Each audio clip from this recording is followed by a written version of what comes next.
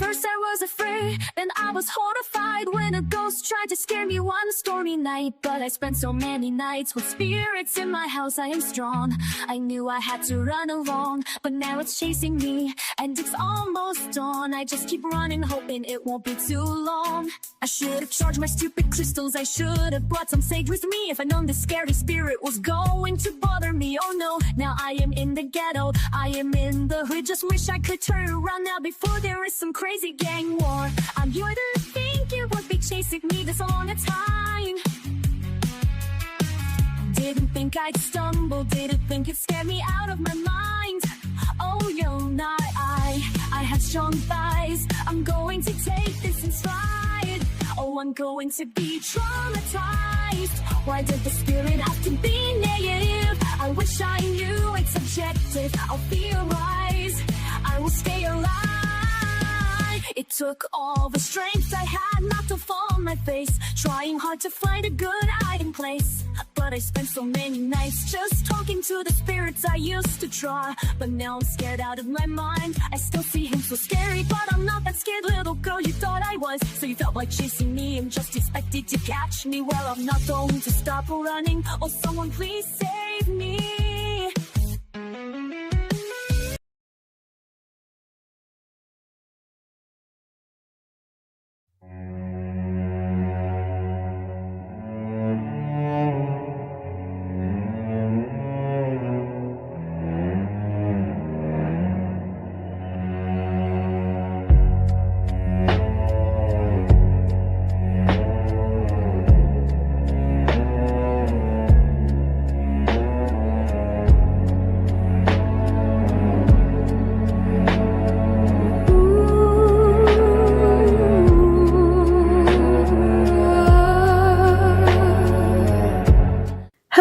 Welcome in, everyone. Thank you for joining us. Today we'll be having a special guest.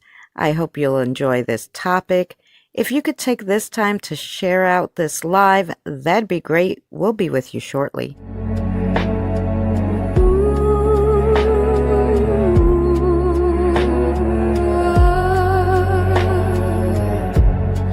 I woke up and realized the world's on fire.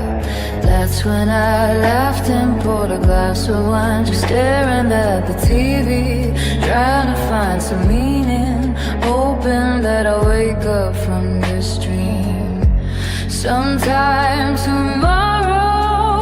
Well, the night came and went, not a damn thing had changed. That's when a tear fell from my eye. I thought, what are we gonna do? What's this world coming to? How can we change it? And how do we recover? The world's on fire and only we can save us. It's a heavy load. The road is long and we only begun to fight. We can't give in, we can't give up. We must go boldly into the darkness and be the light.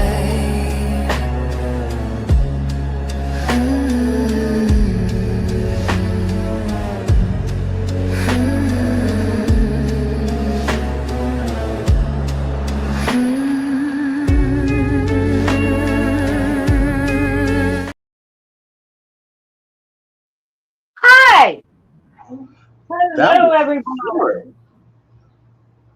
That was short. I'm like, what the hell is that? I know, because I played a little of the song before, and then I played that. I'm like, do we really need like 5-minute intro? Yeah. I don't know. Hello to everyone who came in. Yes. Hi to Erica. Everybody.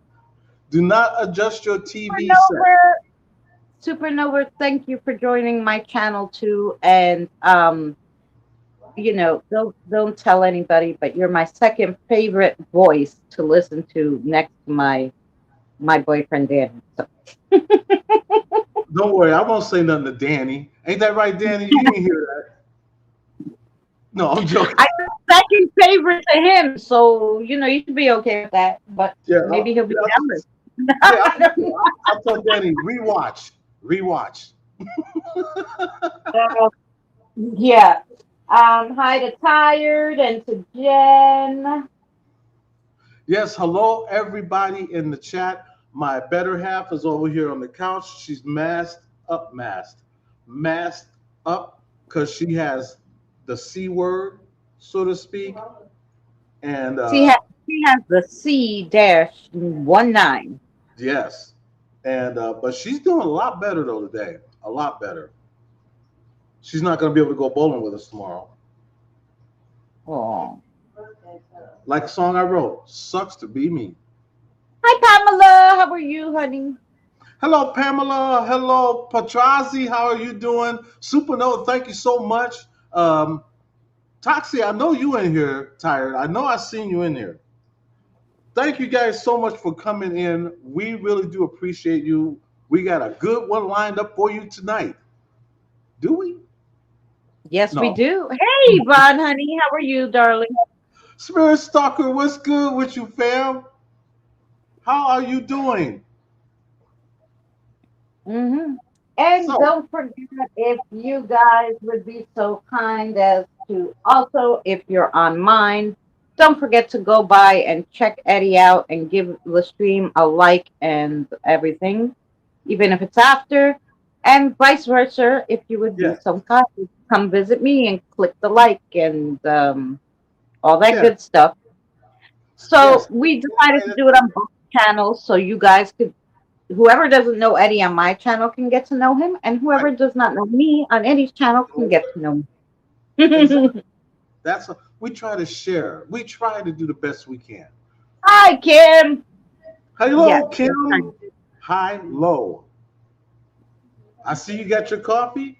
I got Jen's famous uh, lemonade. Believe me, it is so good. I got my coffee, and then I got my favorite hibiscus ginger beer. It's really water with the ginger beer hibiscus flavor, Hmm. which I love. It's just carbonated water and like organic flavorings and stuff. So it's really good. Ah, so it's No fake almost sugars because I hate that crap. like healthy for you Yes. in a sense. Yeah. Oh yeah. No, these are healthy. They're called Q mixers, and basically it's water with flavoring, so you can mix it with alcohol. But I don't drink alcohol, but I love these things. That makes two of us. I don't. Well, I take that back. I do have my occasional beer, every now and then, but I don't overdo it. I don't go past 2 cans because I'm a recovering alcoholic. I've been practically sober. It's been what, about 20 something years since I Hi, haven't. Natalie, darling. Yeah. Oh, So no problem, darling. Thank you so much for watching, honey, and for being here, Natalie. yeah, Um, Natalie, thank you for being here, fam. Once in a while, I'll have a wine cooler. Like if I really like on my birthday or something, I want to treat myself. I'll have a wine Hmm. because I can't afford the wine, but one wine cooler I can Hey, afford. we drink wine too. Every now and then we'll have a glass of wine at dinner, and that way we can just sit back and just chill, watch a little TV, and just relax. The kids be in bed, and it's just me and Jen, and just sit back and chill. So yeah, we drink a bottle of wine. We got some in the fridge now. Oh That's yeah. just, Like I said, matter I of don't buy the fact, whole bottle because I probably won't drink it and then it will go to waste. So I'll mhm. just get one wine cooler. I like the Smirnoff, like That's our daughter ice right there. flavored. They have all different flavors. So when they have like the berry for like the 4th of July, I love that one. So I'll grab one when they have a limited edition flavor. Time to play TV. How are you, Clay, darling? Clay, Clay, so nice to see Clay. you. Oh my God, Clay, how are you doing, bro? I am so glad you are here. Everybody, if y'all don't know who Clay is, you must have been sleeping under a rock. Other than that, Clay has a channel. His channel is still up. It's called Time to Play TV. Go by and check out his videos. This man is not only awesome, this is one of the nicest people I had ever met on YouTube, Thank you, and I have Christopher. yet to meet him. I'm Oh that's yeah, go back. He has some fun. I don't know if he still has up the game nights, but we used to love the game nights. So you guys go by and check out the game nights that he yes. he had the live streams. They were so fun. He And says, he has a lot of cooking videos, so you can go yes, check those out too. yes. You guys are all blue on mine, and I think you're all blue on Eddie, so you can definitely just click on Time to Play TV and it will take you right to his chat. Somebody blew on me? With that being said, today we are reading Paranormal Reddit. I found some good ones for you. I made a Yeah. little video, but I figured, Eddie, why don't you read one first? Then we'll play the video, and then you can read the other two because the ones I gave you were pretty short. My son Manny is clapping because Clay told him happy birthday, and he's back here clapping. Is it As you know, Manny's birthday today? yep, it's his birthday. He is 26 Oh, years Manny, old. happy birthday! Yes. He is Kisses to you. 26. You know, and Manny has a story on his own because when he was born, he was not supposed to be here. He was not. But God seen otherwise. You know, That's so right. even though he's nonverbal and everything, he is our golden child. I wouldn't trade him for nothing in the world. That's right. Even though he has outbursts, I can handle it. Yeah. Sometimes. But other than that, Most of the time, oh, Jen handles it, though, right? Glenn, Hey, how are Glenn, you nice to doing? see you, darling. So glad to see you. He says, sorry I can't stay. Hope everyone is well and good. I hope you are well and good, bro. I really do Oh, hope. Glenn, I know it's late for you, isn't it? Darling, Yeah. have a great one. Thanks for stopping by. Yes. Thank you, Glenn, for stopping by and just making yourself seen. And by the way, Clay, if you haven't, go by my channel, man, and check out some of the music videos I did. You know, and make sure you tell Kat I said hello and your wonderful kids, man, which I know they're not kids no more. But tell them I said hi. I've missed him. That's one person I really miss. Loading hearts, everybody. And I'm gonna eventually meet you, Clay, and we're gonna sit down and we're gonna have that cigar and conversation. That is going to happen. Hi, Mark, Kyle. Good to see you, darling. Yankee Kyle, how are you doing, sir? So I am going to get ready to start reading this. Let me share this, and Oh, yeah. I pre-read some of this. Oh, this one's a trip, by the way. So Oh, good. So I try to pick good ones, but, depends what they have on there. true, very true. Sometimes there's a lot of stuff and sometimes it's like sparse, but Right, Um, but there we go. I sure did. But this one is called "Our Mimic Showed Itself." Oh, he nasty. He showed himself. You call the police? No, I'm joking. But anyway, I know. Isn't that an offense somewhere? now y'all gotta bear with me because, like I said before, I have to have cataract surgery in this eye right here. So I'll do the best I can. I won't go slow reading though, but I'll be reading it. And it says, we've been living in our house for almost 5 years. I'm sensitive to the paranormal. I hear and see things easier than my family does. Ever since we've moved into this house, I've had some weird feelings, like I'm being followed and watched. My son, who is 12, this sounds like ours. My son, who's 12, and I have been hearing a mimic. It sounds like us and our cats. Coughs, voices calling out to each other, even sneezes. We hear it mostly at nighttime. My kids are away on vacation with my mom, so it's just my husband and I at home. Tonight, while I was getting a shower, my elderly cat started acting strange. She puffed up and started hissing at the bathroom door, which I left open because it's just us. I kept talking to her and telling her to calm down. After I finished washing and rinsing my hair, I saw it. Through the shower curtain, I saw a doppelganger of my husband standing in the doorway, silent and emotionless. I said, Jesus, baby, you scared me.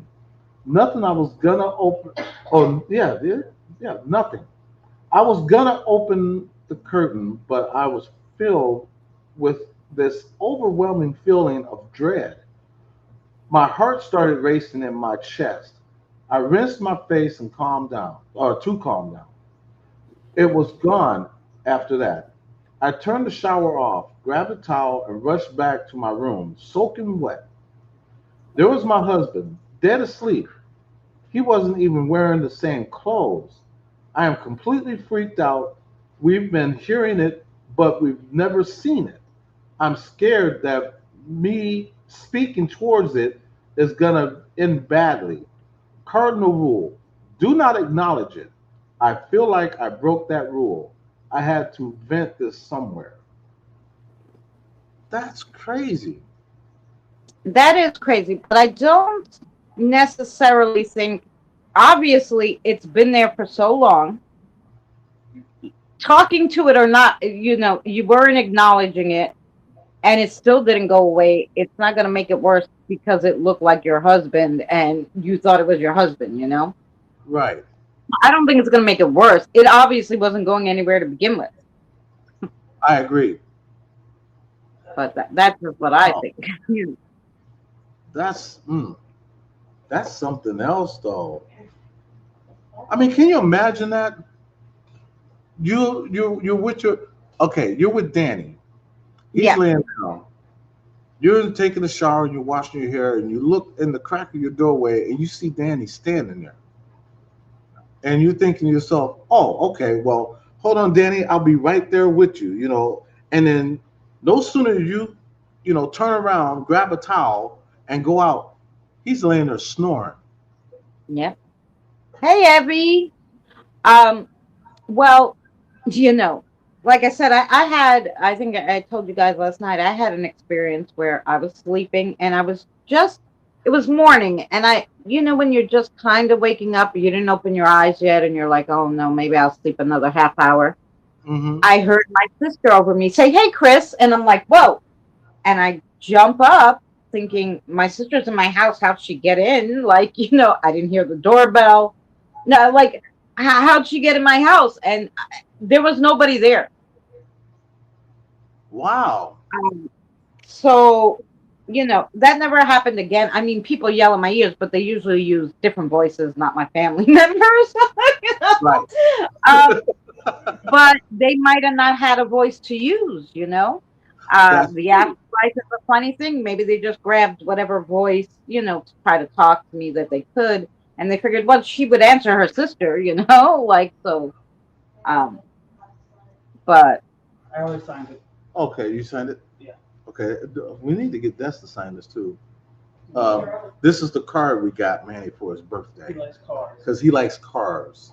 oh, So we definitely got him that for his birthday. oh, that's cute. And Jen says she's sorry to hear what happened, but I didn't get a chance to read what happened. And Clay, I would love to have you come on one day and we could have a conversation, talk about your channel, what you were doing with your channel. You know, I want I'm a I want to scroll up. Give me a second here, Christina. I just want to scroll up to catch this message from Clay because I did not see it. I was too busy learning how to read. Regina, how are you, darling? It's good to see you. And Jackie, thank you for so much for being on both channels. She said, Jackie, you're fabulous. Thank you so much. You are simply marvelous. Don't let nobody tell. All of you guys are. You are simply Oh, yeah. marvelous. You really are. Eddie and I, not to be, Nosy? saying anything about anybody else, but Eddie and I have the best followers there are, let me tell you. Hey, Tam, how are you, sweetheart? You and Kat are not no more. I'm sorry. I didn't. Well, of course I didn't know. I am so sorry. I'm sorry, Clay. But I just know one thing. I am going to meet you. That you better believe. It's gonna happen. I'm gonna make that happen. And I still want to sit down Oh, and have a Tam, conversation. thanks for jumping around to both channels. We appreciate you. Hello, Tamara. Thank you for jumping around. That's what I do. If I was to run for president, I'll be doing a lot of that, getting that practice in. My fellow Americans, as your president, that way the guy's sitting there, he won't stand still. I'm glad you're feeling a little better, Regina. Okay, so do you want to play the video next, and then you can read the other two You after, know what? or? I'll do that because I was going to do the other Reddit, but you know what? Let me change that. Give me a second here. Let me get off of that. Oh yeah, we'll I'm gonna change go it to around. Yeah, I'm gonna just change it around, and I'll go on ahead and do the video next. He said he has a cigar over there. Oh, that'll work. That'll work. Make sure it's cigar, not cigar weed. I wish I could do that, but I don't have glaucoma. Yeah. Let me grab this. Oh, is this the one that's this is a video? Oh, Is this because this is like a photo? Oh, wait a minute. You know what? I think I got the wrong thing. Hold on there. My bad. Because I'm looking at it, I'm like, is this a video? It says a photo, but what do I know? Just because I got glaucoma, I mean, cataract. Oh, here's the video. Okay. I sent it after the pictures. Yeah. Pause that and let me put this over here, and I will share the screen. Okay. Let me share this bad boy. I'm just gonna sit here and look pretty and wait for you. Oh, go ahead. I was just going to let it last. I'll let it last a little bit longer so that everybody can get a little good look at you. And that's what Christina There you go. SpongeBob. In terms of the SpongeBob, 2 hours later. Okay. Thank you for the Here we birthday are. wish for Manny. Yes. Happy birthday, Manny. And this is. I'll go on and play.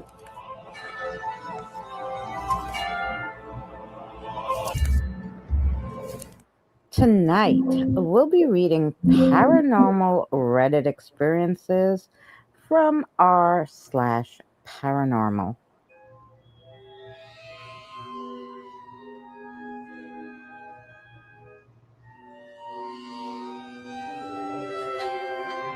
Our first story comes from Sid's45. Strange photo taken at the grave in Papua New Guinea. This photo was taken in Papua New Guinea and posted on Facebook about a week after a man buried his wife. While looking at the photo, I noticed something unusual. On the man's shoulder neck area, there appears to be what looks like an adult hand with what seems to be red nail polish. It could be the daughter's hand wrapped around the neck from behind, but the shape, texture, apparent size doesn't match. And what looks to be red painted fingernails make it resemble an adult woman hand to me. I also noticed that the lighting and shadows seem consistent with the rest of the photo, so it didn't strike me as an obvious editing artifact. I'm not claiming this is paranormal or that it's proof of anything. I'm generally interested in hearing what others think. Is it just an optical illusion, a perspective, the child's hand, or do you see something unusual as well? And the OP just states that the image doesn't belong to her, but it's going viral, and she reached out to the person to get more information.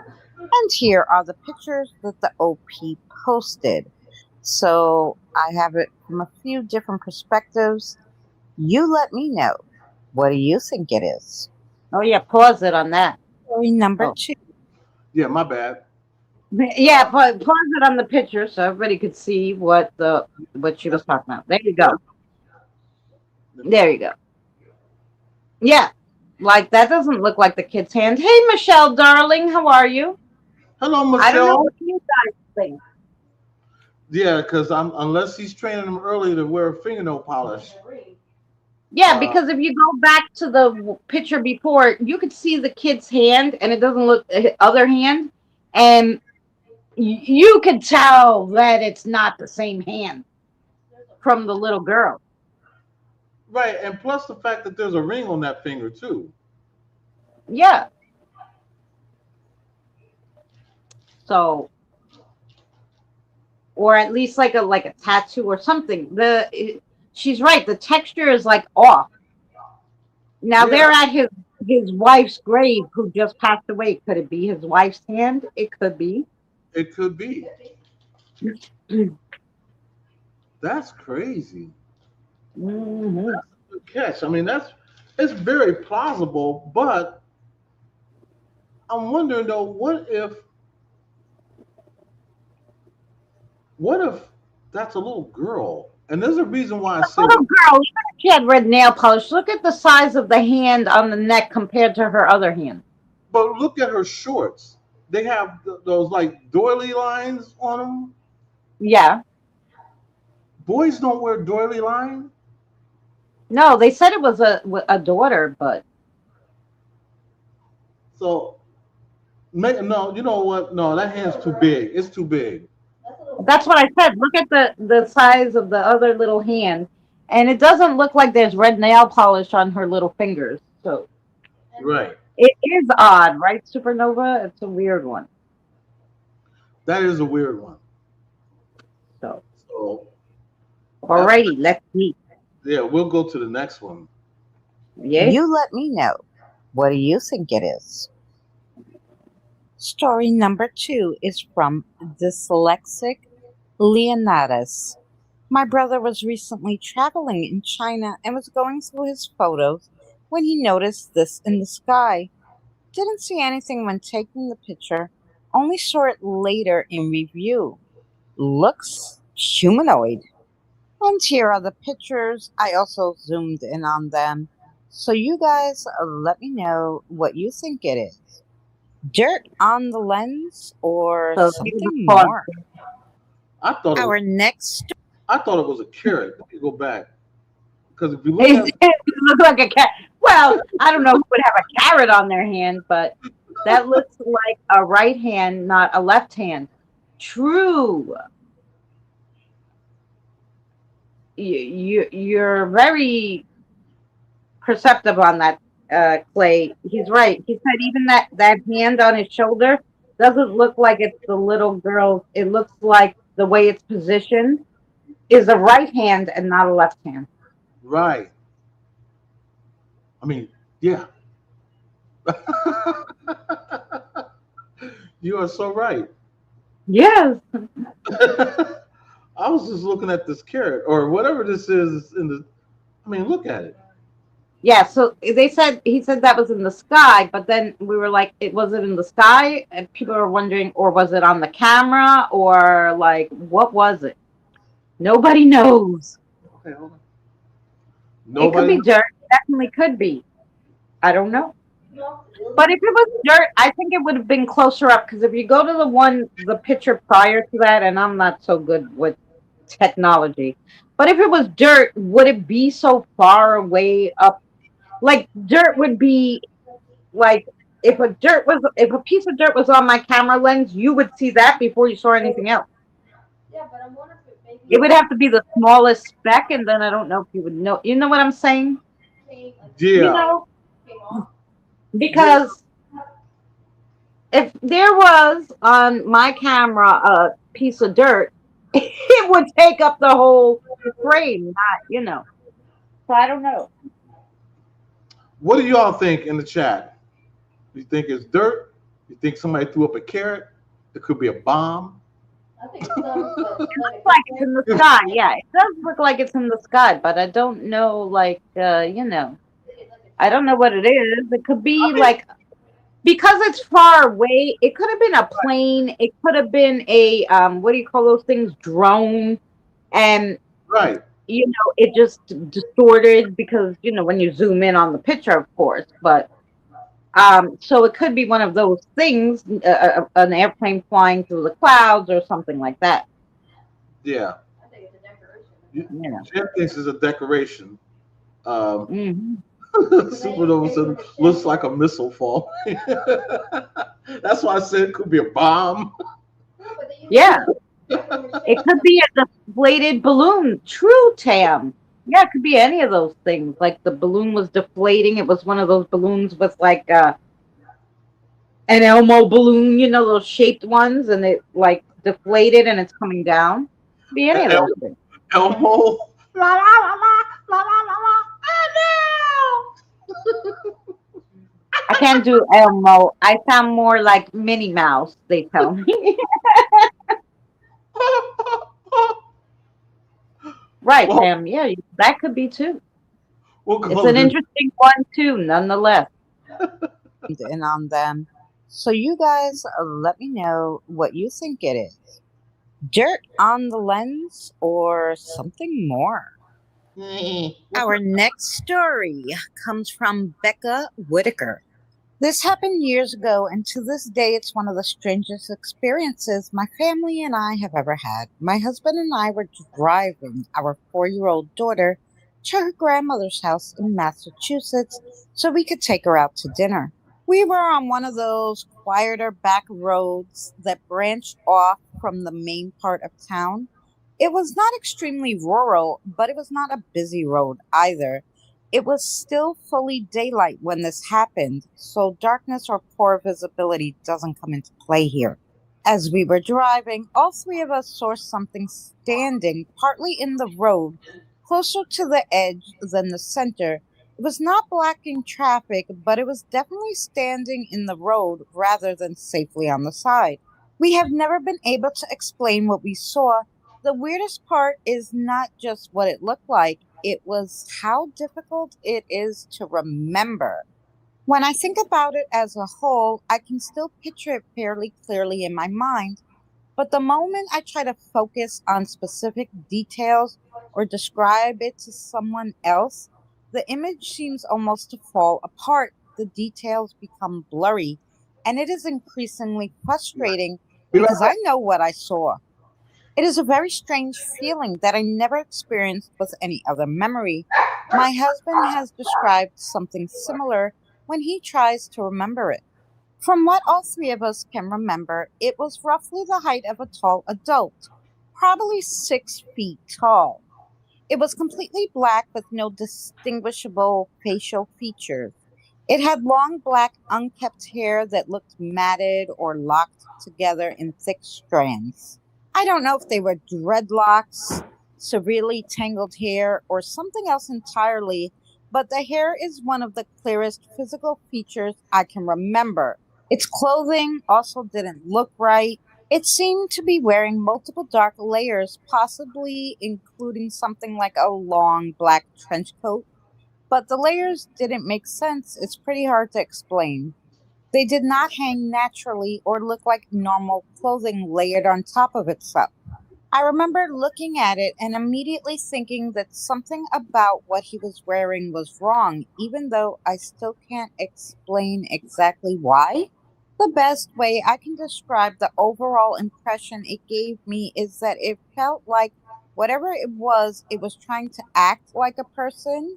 I'm not saying that that's actually what it was, that was the feeling as I was looking at it. It seemed almost human, but something about it felt fundamentally wrong. Then there was the umbrella. It was holding what looked like an old broken umbrella upside down with the canopy open. It was not simply carrying it or dragging it. It was pushing it back and forth along the pavement as if it was trying to use it like a vacuum cleaner.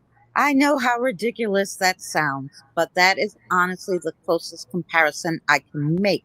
It looked like someone repeatedly moving a vacuum across the floor, except it was using an open, broken umbrella upside down in the road. As we drove past it, its entire body slowly rotated towards our car, not just its head, its whole body. The movement was slow, deliberate, and unlike anything I had ever seen another person do. I do not remember seeing eyes or even a face, but I knew it was looking directly at us. The instant it turned towards us, both my husband and I experienced something I still cannot explain. I have been scared before. I have been startled. I have been in dangerous situations. This was not any of those feelings. It was the most unnatural sense of dread and immediate peril I have ever experienced in my entire life. It felt primal, as though my instincts in my body were screaming that something was profoundly wrong. It wasn't the thought so much as the overwhelming feeling that hit us both at the exact same moment. The strange thing was that it never chased us, never moved towards us, and never did anything outwardly threatening. Yet the feeling remains one of the strongest memories I have to this day. What finally broke the silence was our 4-year-old daughter in the back seat. In a calm, matter of fact voice, she simply said, "That wasn't real." Neither of us said a word to her.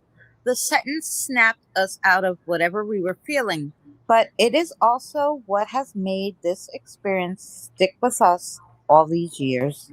We have talked about it many times since then. The details remain frustratingly difficult to describe, but the core memories never change. The Hi, fact that Kelly. it happened in broad I just said hi to Kelly. Oh, daylight, the roughly 6 foot figure, the long matted hair, the clothes that somehow looked wrong, the feeling that it was trying to act like a person. The broken, upside down umbrella being pushed back and forth like a vacuum cleaner. The slow, full body turn towards our car, and the overwhelming feeling of dread. I have searched online over the years and have never found anyone describing something quite like this. I also recently finished a drawing and painting of the entity. I do a lot of artwork as a hobby, and I realized while working on it that drawing what I remembered was much easier than trying to describe it verbally or in writing. The memory seems to become fuzzy specifically when I try to force it into words. When I think about it more passively or let myself draw without overthinking it, I seem to be able to access more of the memory. That being said, the artwork is not an exact rendition of every single detail. Some things I genuinely do not remember at all. For example, I added shoes because the image needed them, but I have no memory of what his feet or footwear looked like. The clothing was also incredibly difficult to draw accurately. I remember very clearly it looked like it was wrong. It was made up of several dark layers, but the exact shape and arrangement feel almost impossible to hold on to long enough to recreate. What I drew is the best representation I could make based on what I remember. Even with those limitations, I do think the finished artwork is a pretty close rendition of what I saw. The overall shape, posture, hair, clothing, the upside down umbrella, the way it moved is all fairly close to how I remember it. I plan on adding to this artwork gradually. It seems I get small, fleeting moments of detailed recollection that seem to disappear into a haze the moment I try to focus on them. Has anyone ever heard folklore, an urban legend, or even have a personal story involving something similar? Let me know. The OP included her artwork The that she did of the entity. So, what do you guys think it is? So pause. Oh, yeah, pause on the picture. yes. That was a longer one, but that was she really was trying to get it out. And that's the picture of that she drew. It's actually a nice picture. Looks like the other picture. Yeah, but I mean, I never seen anything like that or heard anybody talking about some man vacuuming the floor, the road with an umbrella. Well, I will say one thing. That would be a heck of a umbrella that can also vacuum, multitask, Yeah, multitasking umbrella. But soak up the rain. After I if saw I saw that while driving, I would have hit it. Oh my god! Well, they didn't know. Hey, Janelle, they didn't know if it was a person. I mean, technically, I guess it could have been. But the way Mm. it moved its whole body around, not just its head, the way it moved unnaturally. Why was it in the street? Like all that was like okay.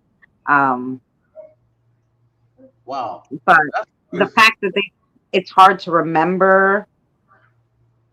Um, the fact that even the child saw it and was like, "No, that's not real." It Hmm. must have had some kind of crazy look.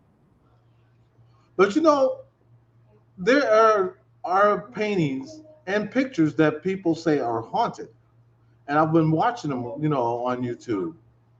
People will buy them at, let's say, like Goodwill or a yard sale, and then get them in their house, and all of a sudden, all kinds of crazy stuff happen. Oh yeah, And I've been reading, or watching stories about that. So yeah, it could be folklore, it could be real. I mean, yeah. I today, mean, a lot of things can get an attachment. oh yeah, So I'm definite for sure. I remember I went to because I could feel if there's energy in something, right?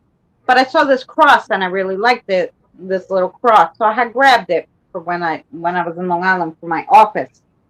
Uh, when I grabbed it, it didn't have anything attached to it. Once I brought it home and hung it on the wall, it had something, and so something literally from the thrift store was like, "Oh, she's taking that. I'm going with her," you know, yeah, and yeah. attached to it. So those kind of things happen too. Not necessarily the painting. It was the entity was like, "Oh, I'm going home with them. They seem nice," you know. Oh yeah. Um, that's interesting. Was that it? Was that the last story? Let's see. I T. So, what do you guys think it is?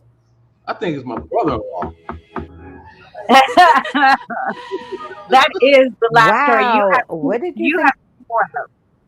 Huh? You have two more to read though. Yes, I know. Yeah. Now on Sunday, guys, there I actually added two more really short stories with photos, and then I added my own photos because one of the last little stories that I added to that one, um, literally was so close to mine. This photo that he took that I put my photos in there too. So that would be interesting. It looks like the Undertaker. Yeah. So um, yeah. So definitely go by my channel on Sunday and watch the Sinister Sunday because it will be those Reddits plus some more and plus some of my own pictures that someone took because they said there's something with you and took pictures and they ended up catching it. So it was interesting. So here's the next story. It's called My You Shadow. wanna? Oh, you wanna? Sorry, I gotta add it to the stage. Give me a second. There you go. You're all set. My shadowy friend, and in parentheses, it should have Ed. Okay, so I will be brief, but in my house, I always had scary things happening. But since a year ago, I got a World War II German artifact and something came with it. I am a big collector and heritage of everything in my museum, and I sell nothing. So when I got that gun, things started to escalate. And one night, me and my wife saw something. We decided to, I don't know what he's trying to say here, purify. I think he meant purify the house. When we were doing that, a lot of things happened. And during the ritual, uh, there's no periods. This guy just wrote with no, I guess you're supposed to talk forever, you know. And I like to do the cha cha like a sissy girl. They're But like me. I just when I'm talking into like text, I'm like talking blah blah blah blah blah blah blah blah, and I hit send. The talking text doesn't put periods and shit for me. It's just like one run-on yeah, long paragraph. no stop. You just keep going like the rappers do. Just keep going. But anyway, let me go back to where I was, where I got lost. Oh, a lot of things happened, and during the ritual, I was sweating profusely, which he meant profusely, and I was dizzy and super tired. That night, that's the only part he had a dot dot dot. That night, I we meant made a dream. I'm gonna start reading it the way I see it. Hell with it. Uh, Hey, a dream, clear as day. I saw the last moment of a Volkstrom kid being killed in Berlin. And if y'all know what I'm talking about, you let me know because I'm just going by what he wrote. And he explained to me that he was failing at peace. I'm sorry, failing at peace with me, and he was there with me the next day. I looked and I shit you not. This makes so illiterate. That thing was in fact used by the Volkstrom at the very last hand of World War II. Since then, I feel like he is protecting me. All the scary and threatening stuff stop. So if he was protecting me and my family, I see him often and interact with me via electronics and remote control appliance. He is not threatening. He is just my otherworldly, shadowy friend. But am I going crazy? Is this something even possible? And should I be worried he is lying and has bad intentions and that I need to go back to school because sixth grade was the best 15 years of my life? Yeah, right, exactly. So basically, guys, he brought home a German World War II artifact, and there was something with it.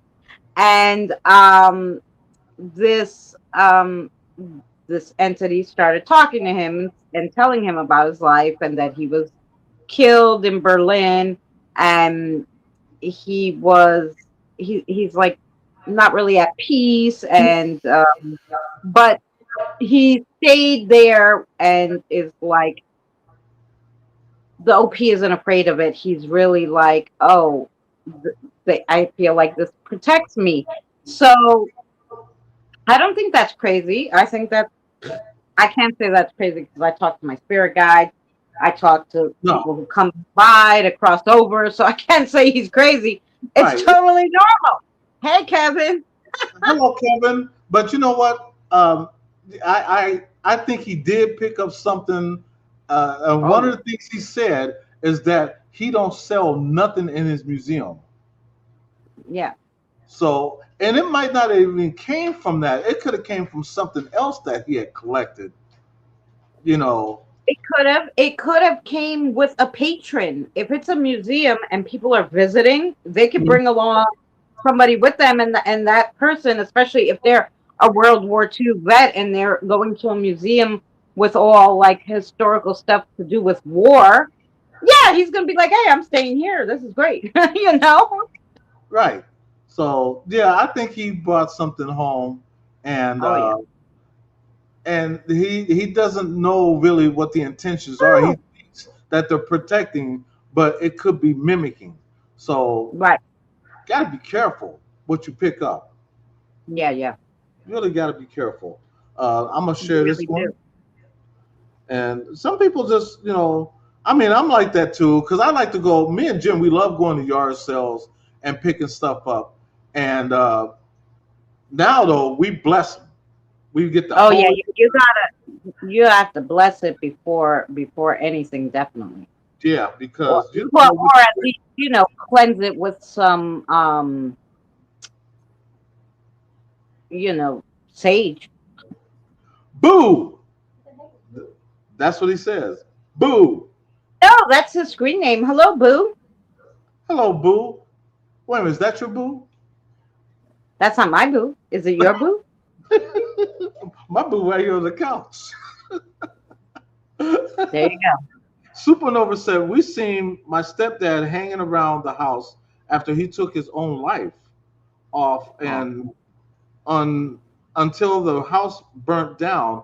I should say he built the house by hand, but after never felt or seen again. Wow, I'm oh yeah. sorry. Well, because now the house burned down. Can I ask you a question, my darling? Did the house burn down? Did you guys build something on that land, or did you not? You left that land altogether because basically spirits can even if the house isn't there, he can still manifest that he's in the house. That's his final resting place. That's where he's staying. So he'll be in that house on the way it is on a different timeline. You could build another house there, and people might see him like walk through a wall, maybe by accident or whatever, because the way they built the house isn't the same or something.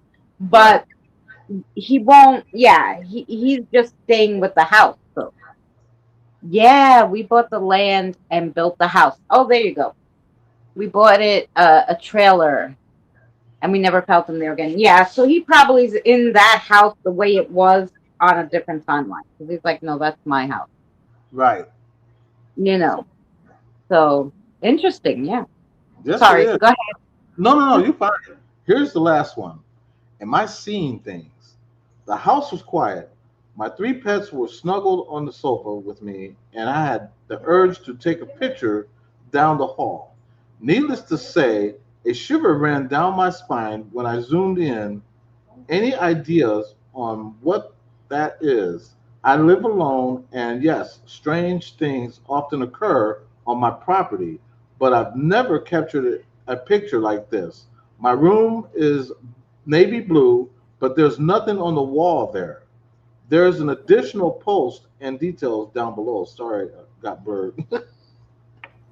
So, Yeah. So if you, I don't know if you could zoom in on that picture and then you could see what's down the hallway. No, it's down more. You gotta zoom in. Can you zoom in, or you want me to send it to you like yeah, you might have to prop? send it to me because I can't. Let me see. Can I zoom? No, Zoom in on there. it won't let me zoom. Okay. You mother sucker, you. See, Yeah. I said sucker, not the other thing. See if we can crop this. Yeah, you gonna send it to me? Yeah, so I sent it to you on Messenger. So maybe Okay. now, because it's a picture, you'll be able to. I don't know. You don't know. Oh, you gotta know. You should be able to zoom in on it, or I mean, you might have to download it, but it might be. Well, you know what? Might Maybe be. I'll download it. Okay. Let me get it. Yeah, I think if you download it, Messenger doesn't really let you zoom in too much. Okay. So I went on ahead and downloaded it. So I'm gonna share this.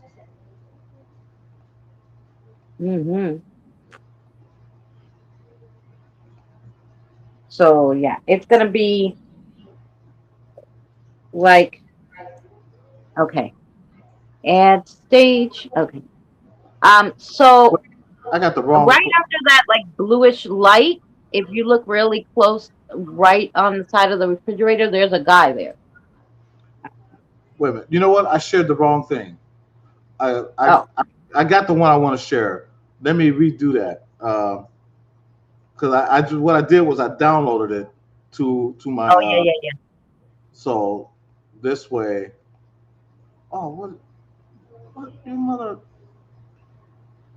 I gotta put this back over here. No, I should not have to. You know what? To a lot of people, supernova, the peace is to be right where they want to be, right in their house that they loved and built, right in, to them, that is their peace. Is this showing on your end? Okay, add to stage. Yes. Okay.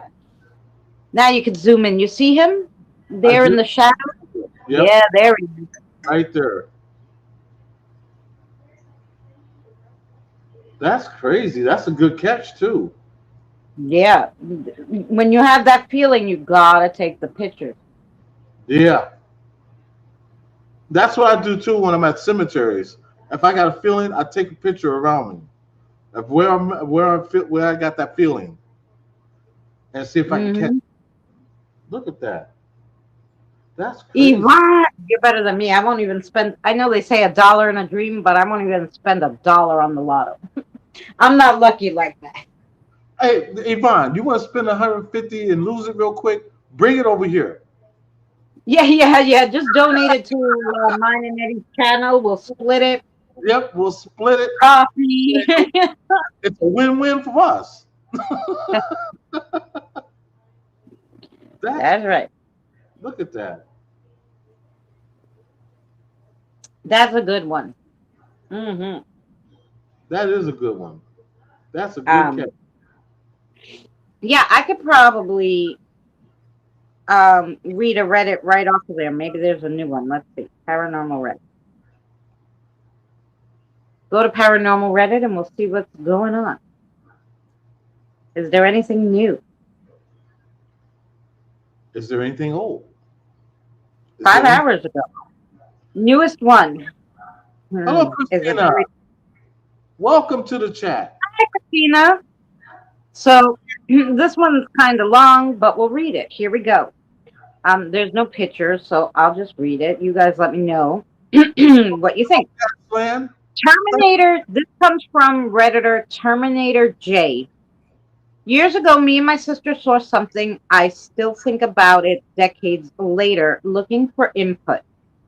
So I might delete this post, but I wanted to use my real regular account to show that I'm a real person, which is kind of important nowadays. As the title says, both me and my sister saw something that night that stuck out with me for decades. It's honestly something I think about most every day. However, it's something I usually do not talk about or even think too deeply about. But for some reason, I keep getting the urge to post about it here, so here we go. Hi, Dashlyn. Let's get a few things out of the way. I do not have any history with, substances or any mental illness in my family. With that out of the way, this event happened when I was 12, just before turning 13. So I definitely wasn't old enough to know uh, what I had or, anything, have any of those problems or didn't even know what I was seeing. So this is what happened. I was sleeping, but woke up to the feeling of my blankets slowly getting pulled off of me. I pulled them back and I yanked it up violently, only to have it yanked back as violently as I yanked it up because there was some slack. Since I was sleeping on my stomach, I then turned over and I was getting ready to sit up. I saw two figures in front of me on the wall. Note the word on the wall, which we'll get to later. As soon as I saw them, it became very hard to move, even though I had no issues rolling over just prior to that. And I couldn't scream, no matter how much I tried. My head was filled with this high-pitched noise. The two figures just looked at me, and it seemed like they were communicating with each other, but they never moved any closer. After what seemed like an eternity, I struggled to pull the blanket over my head, and I laid perfectly still until I finally fell asleep. I was terrified. That seemed like my only option at the time because I was way too scared to even attempt to run past them. Now, here's where things get more weird. Firstly, the house it happened in was a brand new home. Secondly, the two figures were identical, and they were only from the waistline up. The two figures were also completely flat, hence the word on the wall. So it was like a shadow flat to the wall, Mm-hmm. like 2D projection. As they communicated, there was a slight shimmer, for a lack of a better term, almost like static. Even their appearance looked almost projection like, all white with a soft, blushy glow. No real distinctive facial features, but very dark areas where the eyes would be. In fact, the face looked more like a mask than human. What's more odd was the feeling I had as I looked at them. It wasn't fear, it was a feeling of I shouldn't be seeing this. As I said before, the event hit me so deep that I tried not to speak about it often, even though I thought about it very often. But one day, many years later, well into adulthood, and a long time after my family moved from that house, me and my sister are at my dad's house, and we started talking about how that house must have been haunted or something. She tells me some of the odd things she saw in that house. Then I tell her about what I saw, and she practically finished my sentences when I started talking about the figures, that they were only waist up and completely flat. Very particular details that I've never heard about in any ghost story or other paranormal stories. She said it was also something that she thought about often. We weren't able to tell if it happened on the same day, but we definitely saw the same thing. If anybody has any guesses to what the actual F this was, I'd like to hear some of the theories. Through the years, I've tried my best to justify it away from many perspectives, but the details are just too specific to fit any rationalized explanation. Ooh, what do you guys think of that one? Wow. Brand new, fresh off the presses. That's wow. That almost sounds like aliens and not spirits. I don't know. Yeah, you know what? That's what I was gonna say. That don't sound like spirits. That sound like she might have seen an alien. Because the way she said it's a projection, it could very well be that they were outside and they projected themselves so that they could see her, Mm-hmm. like a two-way projection. They got technology like crazy. So like it was like they used the wall as like a mirror to see her, the bounce off reflection back to them. So the reason why you only saw half is because they were probably at a console on the ship. Okay. That was my thought right away, but I don't know. You guys let me know what you think. Hey Patty. How you doing, Patty? Yeah. That's interesting right there.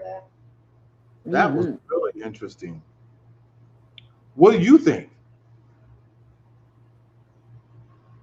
That's what I thought. I thought it was aliens on a ship who projected like this image because they were using the wall as a mirror, and Mm-hmm. so that so the reflection beam so they could see what was in the room.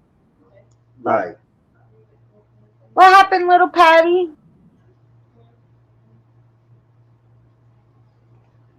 Your sister passed away. Oh my Oh, God, I'm so sorry to hear that, Patty. I am so sorry to hear that.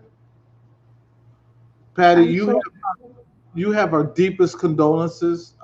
If there's anything we could do for you or say for you, um, just know that she's in a way better place than this. And God bless you. Yeah, and I'm gonna tell her right now because I know her spirit is hanging out with you until it's time to go. Even after you go, if you're looking for coffee and stuff, I got here. You can come visit. We'd love to meet you. I always leave coffee and food out for the spirits. I got cupcakes out for them now. So Yeah, let's put some prayer emojis out there for little Patty, and we pray for you, and we pray that everything comes out all right for you. Just know that she's in a way better place than this, and let them be tears of joy because she is going on that next journey that we ourselves are going to be seeing eventually. Yeah. So that's why I say don't take today for granted. Go out and enjoy this life because you only have one. Make the best of it. Yeah, she's her old sister. Yeah. And that Oh, was Patty, I'm sorry, sweetie. she's with you, Um, Patty. my chat also, because we're streaming on both of them, so my chat are sending you prayers from Christina, from Erica, Patty. She's with you. She's with Yeah. you. Long as you still have her here and here, she's don't even think of the word death. Think of it as sleep, and then she's Mhm. transiting over. You know, so my prayers to you. Yeah. But So what that do you was think? Should we read another one? sure if you like.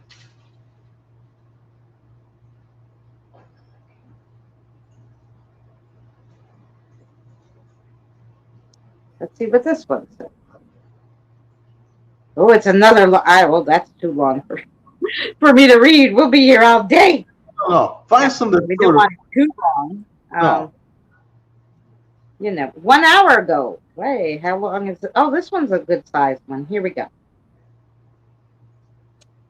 This one comes from Gentleman 2015, a possible haunted house. Our old house that we had moved from 2 years ago. To this day, we moved there in 1989. And um, even though it was built new, I felt that it was haunted. I suspected after doing research early on with what little knowledge people had back then about the paranormal, in 89, obviously, and parapsychology, that there was a possible portal in the house because I would experience stuff on and off. Most times I could go long stretches with feelings, with no feelings or experiences. Then randomly get a cold spot near no vents, but never feel it again. Other times I would see outlines of people on our basement walls late at night. Then sometimes those would vanish, then weeks later be replaced by different shadows. Be replaced? It'd be different people on the wall, okay? I had noticed some late nights there would be shadows moving around in the dark in the foyer, by the front door, which I have a clear view from the door, and I had these intense feelings that they had noticed me, and I wouldn't go downstairs. Um, so all the lights were turned. I would turn on. I would turn on all the lights before I went to sleep. The foyer, the kitchen, the dining room, living room, family room. They had to be on. I only felt watched when the rooms were dark. Other nights I would feel nothing and just walk down, uh, and it would be okay if it was dark. I have night terrors. I also had night terrors in that house. Sometimes waking up with bleeding scratches. Just a lot of strange things I can't explain. Now, my two biggest moments was the one time back when I was comfortable enough to sleep with my door open. I heard a voice that sounded like my mom calling me from somewhere downstairs. Hearing that, I bolted straight up in bed, having no idea if what I heard was real or was a dream. That's when I heard it again, and it just sounded like it was coming from the basement. That's the night that I made up my mind never to sleep with the doors open, my door open or unlocked again. And it never happened again. So I was absolutely and completely alone in the house, by the way. I was sitting on my bed, no radios or TVs on any place in the house, and I was reading Edgar Allan Poe. That's not a thing to read. And you have ghosts in your house? But to each his own. Anyway, now I was very much absorbed in what I was reading, as I love Poe's writing. Yeah. Yet I was pulled out of it by a very, very faint whispering voice that said, "Hi," and nothing else. Now, when I say faint, I mean just inside the human range that allows you to pick up sound. Yet I heard it clear enough to hear that it was one word alone. Day to day, week to week, the energy in that house seemed to change so much.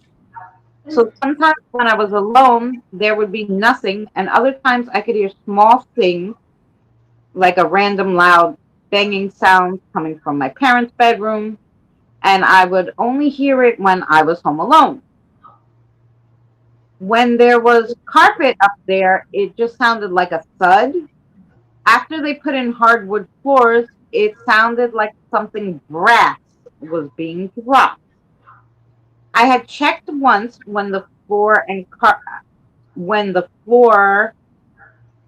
carpet, and once when the floor had hardwood, and I never found anything that fell anywhere in the room. At some point, I would like to connect with the new homeowners and ask them if they ever noticed anything odd or strange. Since, like I said, we moved out 2 years ago. Um, I really wish I would have had a paranormal investigator go to that house, and I'm just really wondering what it is. Can it be a portal? It could possibly be, but without like she said, if she had someone to investigate it, she'll never really Well, know. you know what? To me, she said they said it was a newer house, right? Mm-hmm. Um, it was a new building. So just because the building is new, what was there before it? Why was it new? Was there a fire and people died, and it was just multiple people that were in like this apartment building that passed away? Was it Exactly. was it a burial ground before, like, and there's people buried under there? You don't Exactly. know Right. You don't know. So that was my next thing. What was there before? You what was know. there before, right? So you Because don't the know. land could have had, like where I was in Long Island, and there was so much activity, and I always wondered why. And the spirits had said to me that the area where I lived was a slave house, and the main house burned down, and the slave owner, his wife, the wife's friend, and like a sister-in-law or something, Mhm. all passed away in the fire, and they were still there, like roaming that area. Right. So, but when I look it up, because history, how the government is, they don't want to tell you anything. Exactly. I have to talk to a real historian. But when I look it up, they're like, oh no, there was no slave houses in Bayshore. There was one in Lindenhurst, but we didn't have any slaves in Long Island. Get the fuck out of here. You're telling me lies now. You know, everybody knows this, but they try to play it off like, they try to erase history, which is Oh yeah. not what we do. Yes. They, And the spirit won't let it. And probably why so many of them are at rest, not at rest, unrest. Is that a word? I don't know. right. But that's Under. why so many of them are like that, because, like I went to, I did a live stream, and I gotta get, like, I would like to do live streams again outside, but I really need to get like special mics and stuff if I do it on my phone, because basically I went to this place because it, I read this article about hidden cemeteries in New York, right? And supposedly, where they built the, what do they call that? Public housing, like Mhm. for people like that don't have a lot of money. Section 8. Uh, yeah, like they built these houses, like they call it the project. Yeah. Huh? They built these houses, these projects, and there was a cemetery there because that whole area near that water, was oh, you have to eat, Patty. You go get a sandwich, darling. Go get a Um, sandwich. yeah, there was this. The whole spot was owned by this, and they said their names. And when they said their names, I had looked it up later, and it was true. These people owned that whole land, and they had a big farm, and they were like the first people who settled in that part of Astoria in Queens, right? Right. And because that's where you'd come over, over the water, and then you'd settle. Anyway, so they had a family burial plot. Well, they knocked everything down. They took all their tombstones and they put one big rock, not a historical marker, nothing. Nobody knows that in their courtyard they have all these bodies buried. Wow. So I went there to see this big rock and where these bodies were. And I went there and I started doing a spirit box with Danny. And all they wanted to do was like, because all these big projects, they were like, is the water gone? Where are we? And I'm like, you know what? Walk with me. I'll take you. The water's around the corner. And we walked them around the corner. And I was talking to them. I was telling them, oh, you had pigs. I go, I love the painting pigs. And they're like, pigs don't paint. Like, we were having such a conversation. They were such nice people. But the poor things are just there, and nobody gets to visit their graves or nothing because nobody knows they're there. They're just buried in the projects now with no historical marker, nothing. Why would you do that? It makes no sense to me. How you doing, Tired? And hello, Boomer. Hi, Tired. Hi, Boomer. I missed you. I'm sorry. I'm gonna go back. My grandson calls me, and I'm like literally on the phone with him like 5 hours a day. And I get so caught up watching him run around and playing because that's the only way I can see him. That painting pigs. What an intro! Hey, Rev. Yes, I love watching the pigs paint. Anyway, I was telling these people who are, I believe they said they were like mid 1800s was when they settled there. Anyway, they had a farm, and so not only did I tell them about the painting piggies, I took out a video and I showed them. I'm like, look at the piggies painting, and they're like, that's crazy. Like, who would make a pig paint? Like it was so funny. Well, Anyway, old McDonald had a farm. I know he. Oh.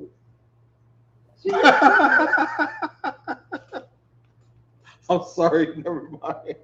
Oh yeah. So I said, breathe, Eddie, breathe. Yeah, but that, like, I would like to go back there and see how they're doing. Yeah, and I know there must be more places. Can you just imagine if there's just like a little these family plots? Like, I think I did a video. Charlotte had a web, Reverend. That because like I did a video too. Maybe we could go there live. About they had this community garden because there was a historical house on there, but they didn't maintain it and it fell apart. So they made it a community garden, but in the back of that house, from the 1700s, there was graves, family plots in the backyard. They left the plots in the community garden, so you could at least go see their graves. And I did a video on that. Yeah, there was a lot of motion on there was all this weird stuff going on there too. Yeah, a lot of weird stuff. Would you eat vegetables from that community garden? But oh yeah, I see them planted and everything else. Yeah. Would you eat from there? Yeah. Oh, you mean because the graves are there? But the graves are in one section and it's in another. Anyway, the spirits probably blessed it. What the hell? Come on. Yeah, until you get home and you start eating, all of a sudden you got crazy stuff going on in your house. Like, what was that? Well, they still have it open after all these years, so I guess nothing, nothing. Anyway, I went there and I crossed them over. You know that shit anyway. I don't leave no man uncrossed, or woman or child either. But anyway, anybody who needs help, I help. Oh, I know that. Yes. You know that. I help everybody. I have seen dogs pee on it. Now, hey, here's a question. If you had a garden, now that she mentioned that, if you had a garden and you have cats, a cat colony that would constantly come over and pee in your garden, would you eat those vegetables? Yeah, I'm gonna soak them in vinegar first, and then I'm gonna eat the shit. But funny enough, you say that because in my backyard, I have strays, groundhogs, raccoons, all sorts of shit. I got those big, humongous planters, and I planted in them so they're off the ground. I planted tomatoes, all sorts of shit in these big, humongous planters so it wouldn't be in the dirt. You have all sorts of shit? What kind of shit do you have? No, you're stupid. Tomato shit and pepper shit and basil shit. I used to get on that. Boomer would always end the sentence and say, he would say, and shit. And I go, And shit, yeah. really? Yeah, that's shit. That's a New York thing. Boomer says it, I says it. I was eating some potatoes and shit. You was eating potatoes and shit? No. Whose shit was it? The potato. Every time, because there's so many people I'd be hanging around, and they always have to end something like that. Like our mechanic was, he was like, "Man, I was over this girl's house, man. Man, she was making me some food and shit." I was like, "She made you some food and shit?" He was like, "No, man." I said, "Well, you just said that. You eat shit." Yeah, taking it literal, boy. I did it tired. Yeah. She said, I think that. "You see shit." I go, "You see shit?" What kind was it? Was it New York thing, definitely, yeah. Did it look like peanuts? What kind of shit was that? I'm sorry. I play with people's words. No. I tell people, choose your words carefully around me. Yeah. Mm-hmm. It's a New York thing. I know, Boomer. But see, I can do that to Boomer and get away with it because we've known each other long enough. Anybody else, Boomer, go off on the ass. What you said. I wouldn't want to look back on the toilet to see my shit. Yeah, that's what it is. That's what it was. That's what it was. You seeing shit? Interesting. You doing a documentary? The Shyster. Oh, that's okay. Oh, Boomer, did you do some music though today? I'm gonna go back and watch them all. He sure did. I really love your music. Yeah. Oh, Eddie. So next time you see him, remind me because YouTube isn't doing its job anyway. But he just started streaming again, so it will take a second for the notifications to kick back in, I guess. Mm-hmm. But full colon checkup. I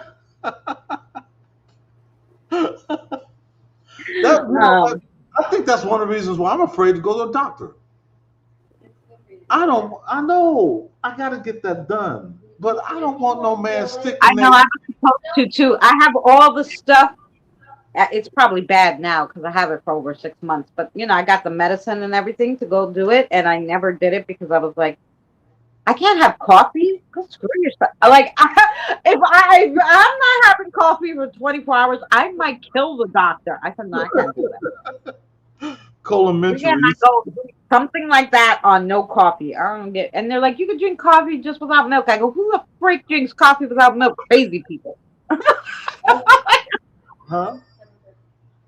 Give me 1 second. I'll be right back. I gotta give Manny his medicine. Jen can't because she can't touch nothing. Yeah, medicine and shit. Yeah, you stay back from me. Hmm. Don't come near me. Oh, they thought, I'll be So right while back. he's over, yeah. So while he's over there, I'll read another. Maybe I'll try. We'll read another short Reddit story. Yeah. Let's see what we got. Is there a short one? Oh, this one seems short enough. So this one is from Present Target 541. Who was the man in the tuxedo? I always believed in spirits and ghosts. Never seen one until today. My mom brought us to Canada after 8 years of living with my aunt. She bought an old house. Everything felt normal at first. Oh, until that day, because I was 13 when this happened. He was 13. When my younger brother and I shared a bed, dark maroon curtains. When the sun hit, the room turned reddish. One morning, I awoke because my brother woke up and went downstairs. It was about 10 a.m. I fell back asleep. Then I woke up again because I felt it. I had that feeling when someone stares at you. You know that one. I looked at my feet. A dark figure sat at the end of the bed, staring right into my eyes. But he looked angry, like I did something wrong. His look is shadowy, but I could still see his attire a bit, and he wore formal clothes, a tuxedo. I was half asleep, so I closed my eyes. Then my brain went, what? Wait, what the hell was that? I looked up again, but it was gone. But I wasn't the only one. My younger brother and my older sister, and even my father, all experienced something in that house. So who's the man in the tuxedo? Well, it could be anybody because you know how spirits are. They just he came back from a party, didn't make it home, and was like, "Well, this place is good."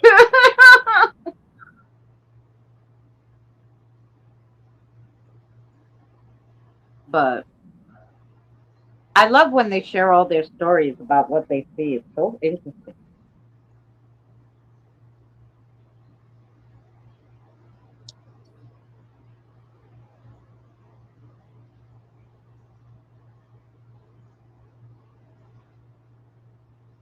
No, I don't want to.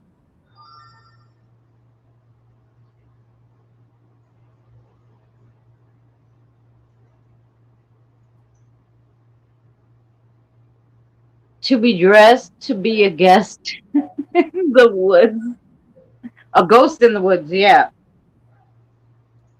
you know, I think it's nice though because the spirits tell me that you can dress in whatever you want. So I remember even sending Mary a photo. I because you could choose like how you're gonna look as long as it was some point in your life. So I took this photo. My ex-boyfriend, one of my exes, took the photo of me, and I loved that photo. And I looked the best. I was like in my late 30s, so it wasn't like I was young at that point. But it was one of my favorite pictures ever, and I loved the outfit, and I just looked very sexy and cute. So I sent that picture to Mary, and I said, if you see a spirit that comes to you looking like that, it's me. I was gonna say So this, say hello, because it will be me. So, you know, the dude they funny sent, enough. was he looking in a mirror? Was he drunk? You know, looking at the mirror at himself, going, "Who the hell is this?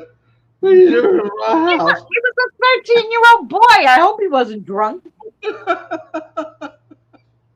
Hey, never know, though, but, it could hey. it could have been Tennessee tuxedo. Come along, Chumley. Where are you going to today, Tennessee? Yeah, Just saying.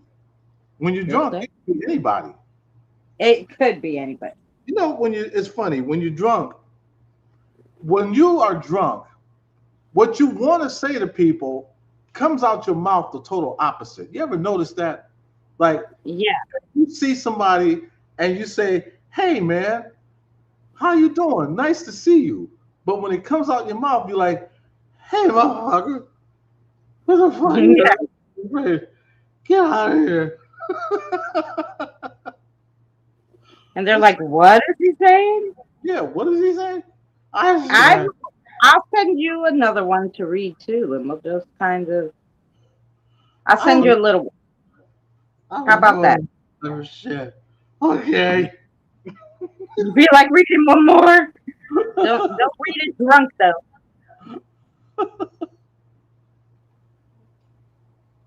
I did that to an officer once. Played like I was drunk. Why are you trying to get yourself arrested? It wasn't the smartest thing to do. Did she?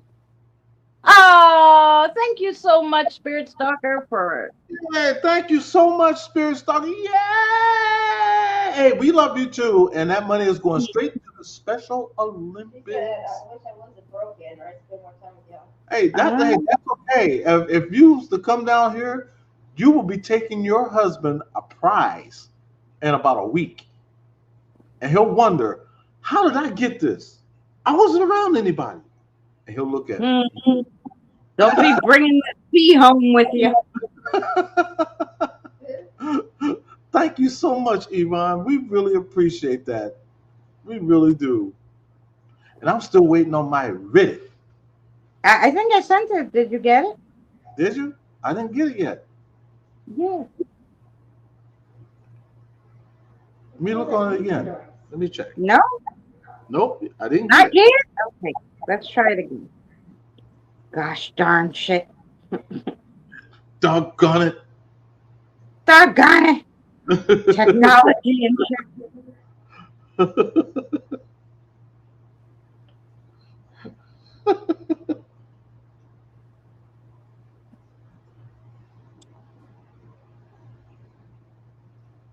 Eyes will be waiting.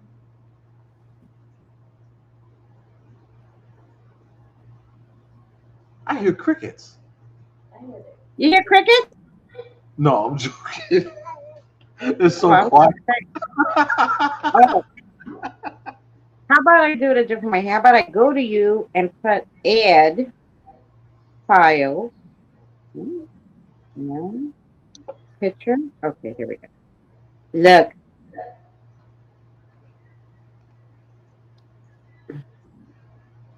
What about now? We did it a different way.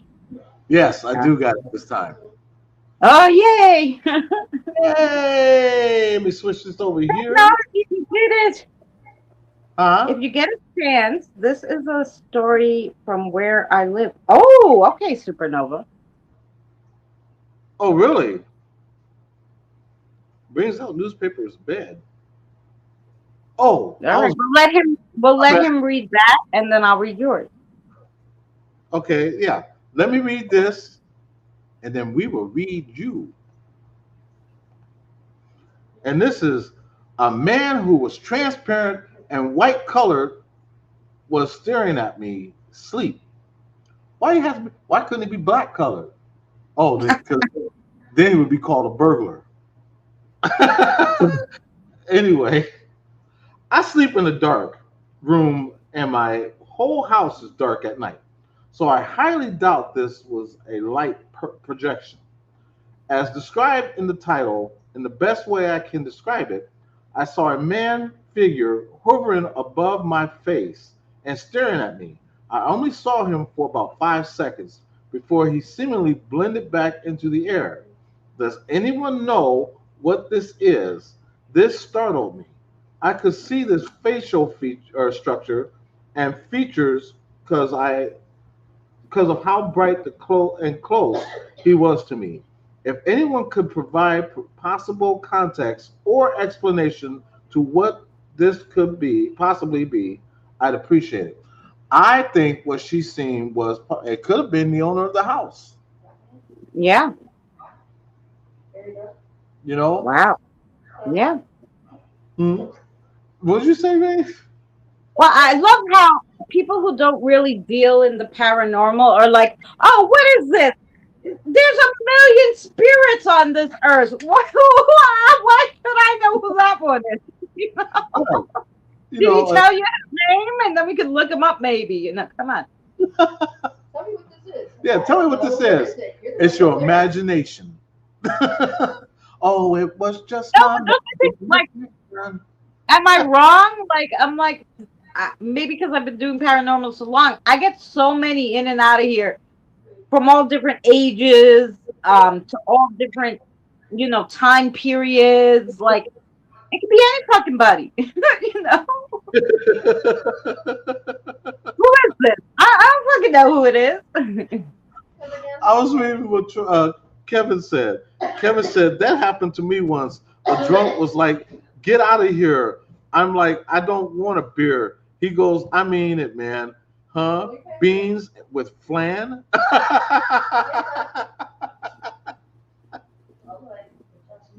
Oh, is it a YouTube video? Okay. So you're going to have to play that one from him. I'll send it to you. Okay. Let's see. A video from me. I bought a bunch of land in the hills, and people were telling me about this. So I looked it up. That YouTube has a couple parts. Ooh, interesting. Yeah, so let's see. I sent you the link, so it'd be easier for you to open up from there, right? Yep. Would you send it to my messenger? Oh, messenger, yeah. Okay.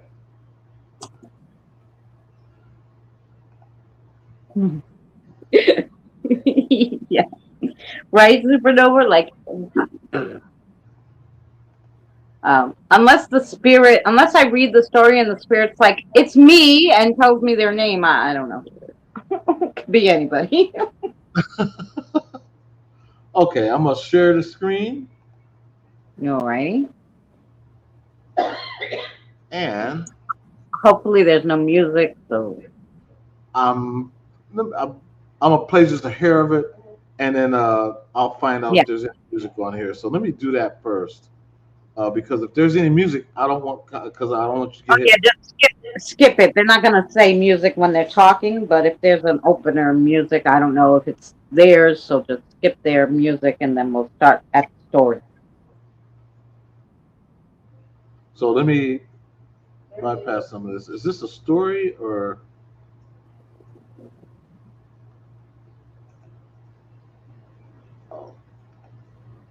Okay, so let me.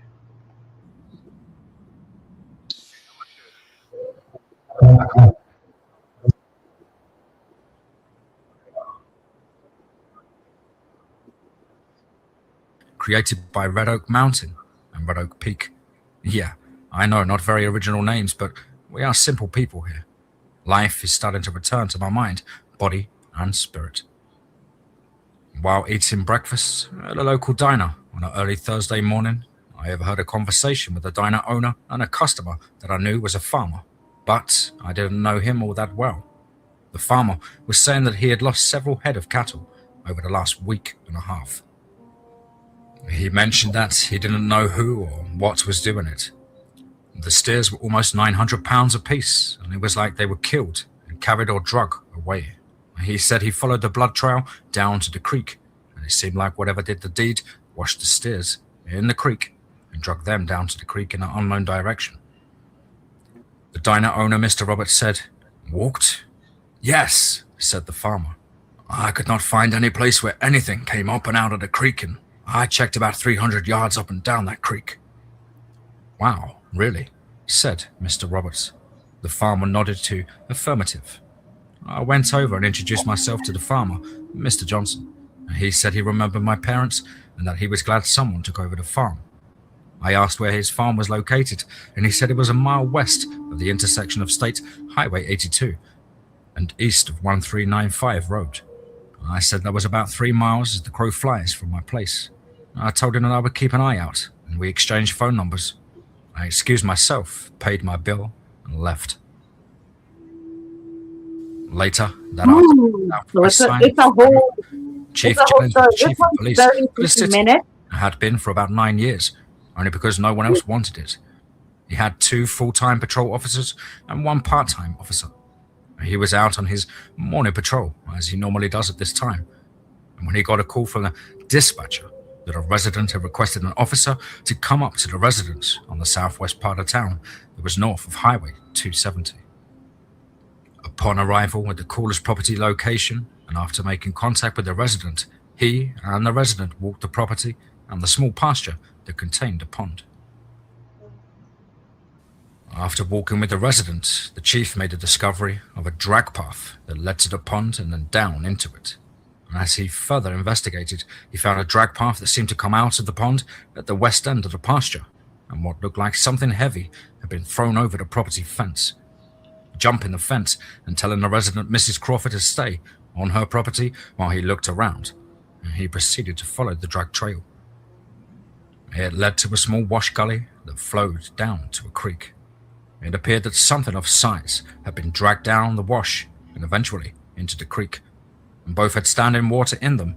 It should be noted that the ground in general was dry. It had not rained in some 18 days, but these creeks always seemed to have water standing inside the stream beds. Walking along the bank of the creek, the chief could plainly see the drag trail on the creek bed, but there was no evidence of tracks of whatever was doing the dragging. He surmised any tracks would be obliterated by whatever was being dragged over any tracks that were made. The chief then came to a large, under-the-road concrete culvert that was big enough to drive a pickup truck through, and with the standing water made it impossible to get into the culvert without getting wet up to his thighs, that about 3.5 feet. He radioed into the Latimer County Sheriff Department and asked if Deputy Young could give him a call.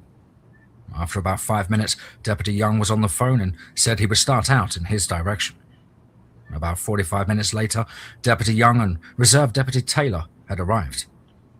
They made their way back down to the culvert, and Deputy Young had his waders on and proceeded to step down into the water. He walked about 20 feet into the culvert when his foot bumped into something and his flashlight lit up the area. And, to his shock and surprise, the head of the horse was floating in the water. He must have let out some kind of noise because Deputy Taylor asked if he was all right. "Hey, you okay, brother?" he said. "Yeah, man. Something is seriously fucked up in here," Deputy Young exclaimed. "What is it?" said Taylor. "Hold on, I'm looking," yelled Young, trying to keep his composure. And Deputy Young searched the rest of the culvert and all the way down to the railroad bridge that paralleled Highway 270 and found nothing else. Upon retrieving the head of the horse and laying it onto the bank in front of the chief and Deputy Taylor, Young looked into the chief's eyes and said, "Whatever did this had to be really fucking strong because, well, it looks like it was torn off the animal, not chewed, but torn." I'm glad I'm not the only one who says I that. looked down to the railroad bridge and found nothing else of the horse or sign of what did it. This is fucked up, he added while shaking his head back and forth. About that time, Deputy Ellis arrived and he had heard the call and thought he would see what was up. "Hey, Danny, what brings you around?" said Taylor. "I just started off my day and..." His eyes fell onto the horse's head. "Jesus H, man, what the hell?" said Ellis. "Your guess is as good as mine," Young exclaimed. The chief filled Ellis in on what had transpired, and Ellis said, "You know, I took a report about a week or 2 ago from a farmer up north of town about some steers that were dragged off and, well, went missing. I think the name was Mr. Johnson or something like that." "You think a mountain lion could do this?" said Young. "Nah, cattle this size is too big, I believe," said Ellis. The next morning, Old Man Thompson was a fixture around these parts at one time, where he owned a sawmill and lumberyard. But as time went on, the businesses faltered, and well, Old Man Thompson ended up homeless and destitute. He took up residence in the Fair Miller Park on the south side of town. He was kind and polite. Nothing ever seemed to bother him. Local residences and churches would bring him food and medicines from time to time. It's just the way small-town America worked. He had a small tent/plywood shed in the southeast corner of the park, out of the way and not visible unless you were looking for it. And technically, it wasn't even in the park. and was located just outside the park in the field right on the creek bank. One Thursday morning, Mrs. Donnelly had baked some cookies and bread, and she was going to take them to Old Man Thompson. When she arrived, it was about 7:30 a.m. She parked and proceeded to walk towards the area where she began to call for him. Her calls were met with silence. She walked closer to the area where she could see his shed, but when she drew closer, she began to notice that something wasn't right. The shed was in disarray, and part of the lumber planks were ripped down, and parts of the tent were missing. She walked a bit further, and she stepped in something mushy. She looked down, and it was a mass of bloody intestines that were still fresh. She screamed and dropped her baked goods, and as she turned to run, she was struck by a 3 to 4 inch rock right to the right side of her chest, knocking the air out of her lungs. She fell to her knees, and while trying to catch her breath, she noticed something moving in the creek, about 150 yards to the east of her. It was dark in color and seemed to be walking on 2 legs, and it looked like it had something in its hand that it was dragging, and something appeared to be in its mouth.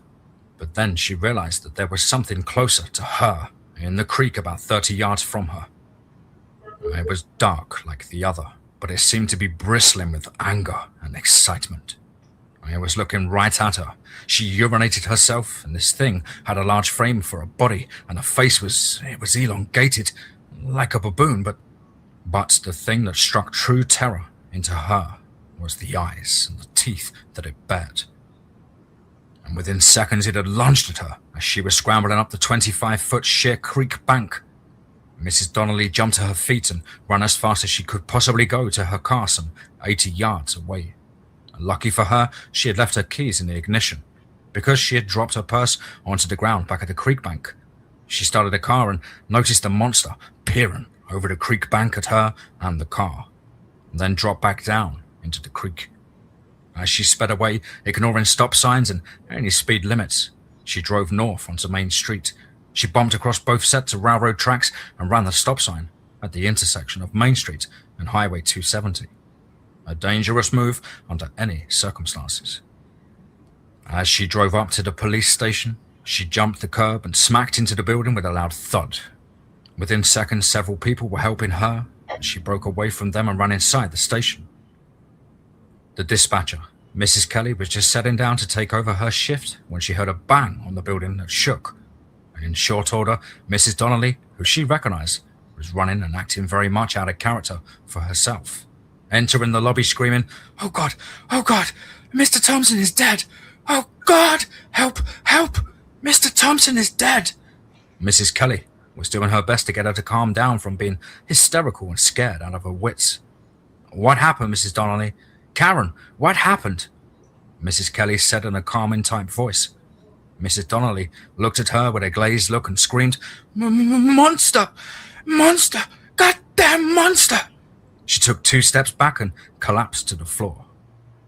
Godzilla, Godzilla. Mrs. Kelly then called for the EMTs, and that's short for Emergency Medical Technicians. And when that call came across the chief's radio, he was at home finishing up on the report of the horse's head, listing it as an animal attack on livestock, for insurance purposes. He hit save on his computer and grabbed his equipment and jumped into his patrol car and drove off to the station. While en route, he called in all units to meet at the station.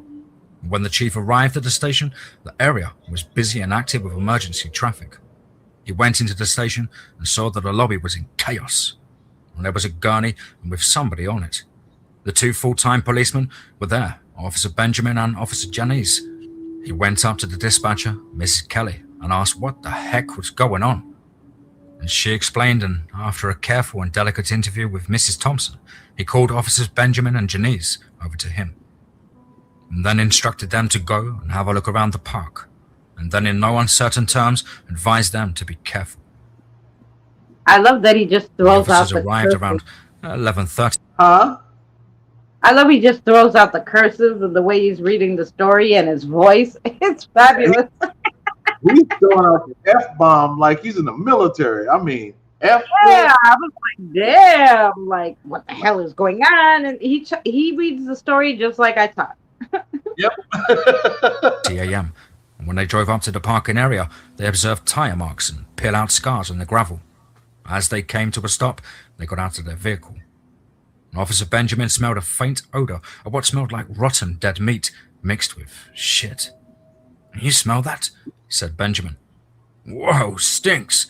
I've never smelled that around here before." Officer Janice winced. "Hey, let's take this slow, Mike. This feels weird," Officer Janice added. Both were veterans. Benjamin, a Marine of 2 years, and Janice, 3 years, U.S. Army Cavalry Scout. They slowly walked towards Mr. Thompson's shed and called out for him several times. As they drew closer, they observed a basket and a yellow purse on the ground near the bank of the creek. They got closer, and then they saw the gut pile and blood trail. They both drew their sidearms almost simultaneously. The odor was more intense, and as they were standing next to the gut pile, when from down the creek to the southeast, they heard a wailing scream and a splash in the creek, but could not see nothing else out of the ordinary. "What the flip was that, Pete?" Benjamin said starkly. "I don't know, Mike. Damn, this just doesn't feel right," said Janice. Chief, you need to get out here to the park," Officer Janice said on the radio. "Why? What's going on?" the chief said. "I would rather not get into it on the radio, sir," Officer Janice replied. "On my way. Chief out." The officers scoured the area, and they found that the shed was barely standing, and the amount of blood that was sprayed and slung around was, well to say, the least impressive. Whatever happened here was a one-sided fight. As the officers searched the scene, the Goodway pack made their way down the creek, headed east-southeast back to their new nest. When they walked through the large under-the-road culvert, dragging the body of Mr. Thompson, they observed a tractor moving in a field to the south of them. They stopped and watched as Mr. Baker got off his tractor, not much more than 60 yards away from them. 2 of the 7 Goodway went into attack mode and began to stalk towards Mr. Baker and his tractor. A series of clicks and tongue pops from the Alpha, and the 2 advancing Goodway stopped and held their position. Mr. Baker was working on his tractor when his head shot up and he started looking around like he was trying to get a sense of what was around him. He returned to his tractor cab and retrieved his .30-06 rifle while looking around some more. He leant the rifle next to him against the tractor tire and went back to working. The Alpha then chirped. The 2 pursuing Goodway returned to the group in the creek. Then the group of Goodway proceeded down the creek, past the lagoons and farmhouses and barns, back to their nest for a meal and a nap. When the chief arrived, he was greeted by his officers, and they informed him of the situation in the area and asked if he wanted them to call this into the sheriff's department and the OHP, and that was short for Oklahoma Highway Patrol. He responded, "No, let's wait till we have something to report. We need to know what we're dealing with." He called the city maintenance to close the park and barricade the entrance. Then he called the local funeral home in which the owners were the city morgue operators. They arrived within 15 minutes, and he instructed them to photograph and document the area and collect any remains of the victim. "What do you think is going on, Chief?" said Officer Benjamin. "I'm not sure. It's damn puzzling," the chief said, shaking his head once more. "We need to search the creek. There's not enough of us to protect the town and do the search.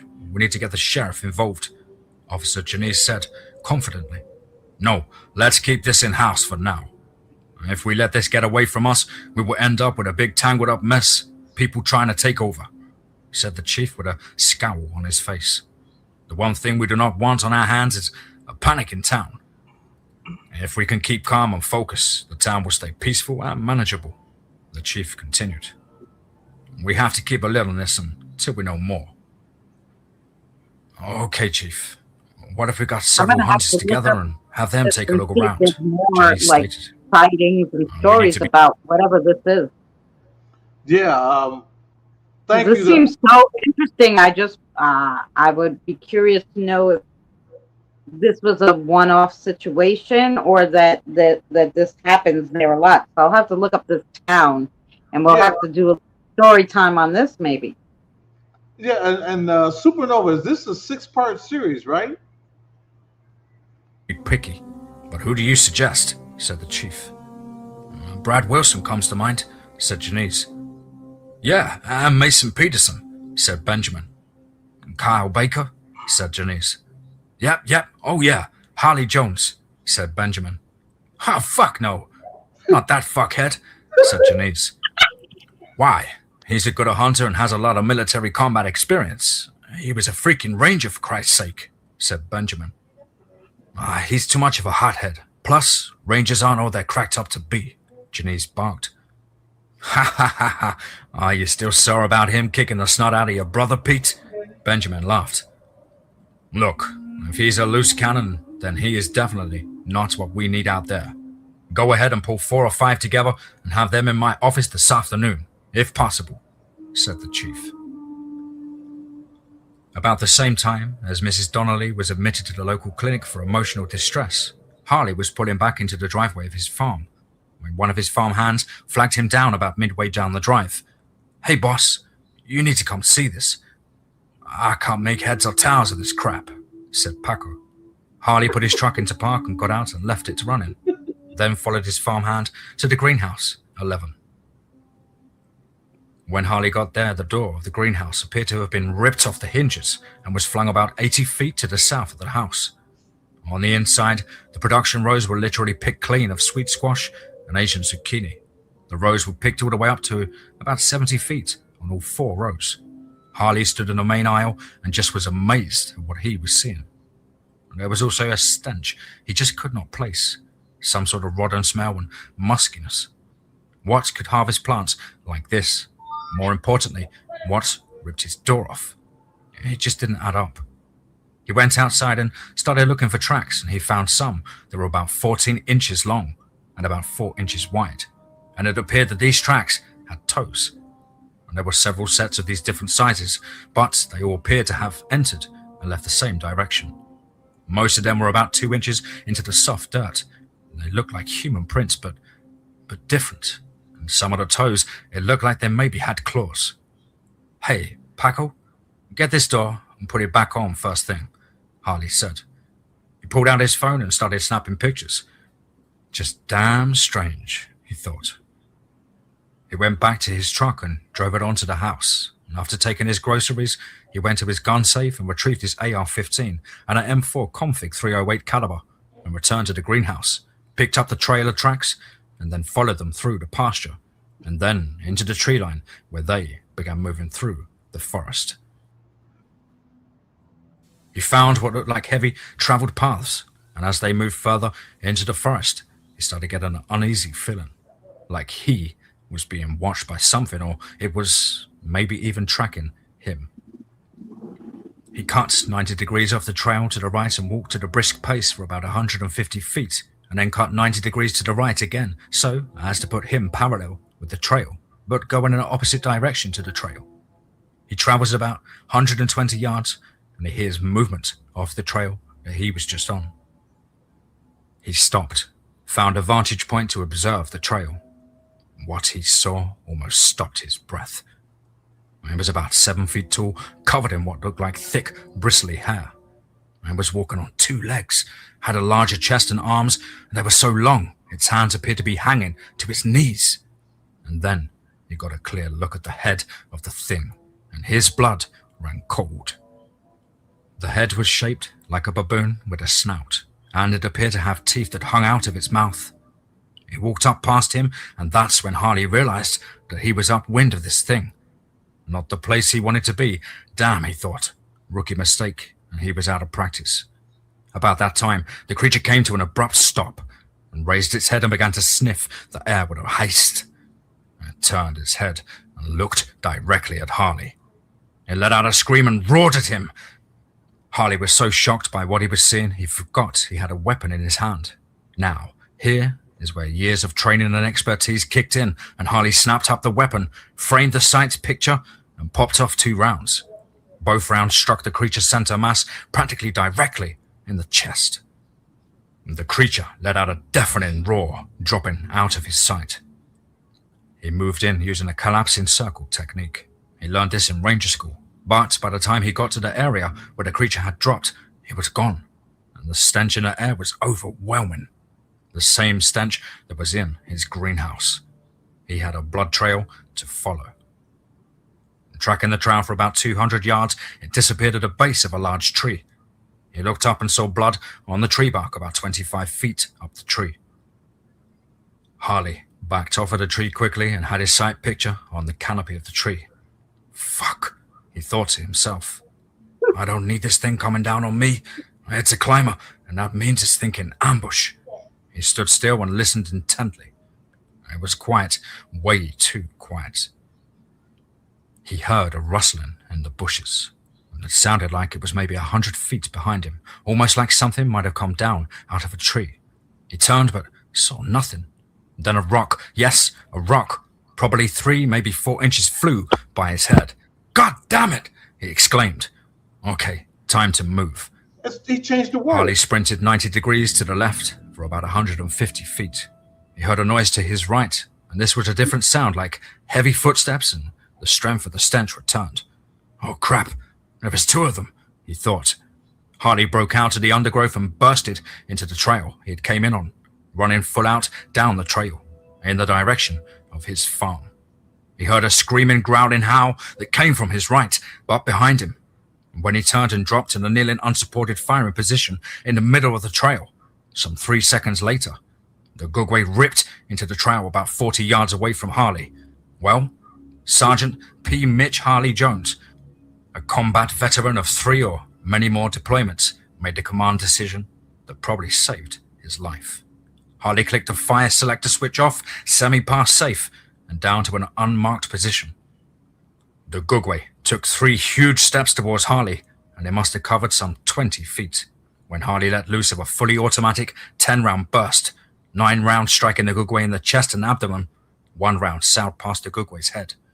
The creature was knocked back about 5 to 7 feet and struggled to remain standing. The Goodway then looked up and roared while taking 1 more step forward. Harley flipped the selector switch back to semi and popped off 2 rounds, both striking the creature's head, 1 directly in the right eye and the other in the left cheek. And he could see the blood fog appear behind the Goodway's head, and the creature collapsed onto the trail floor. Harley stood up slowly. He observed no movement in the creature.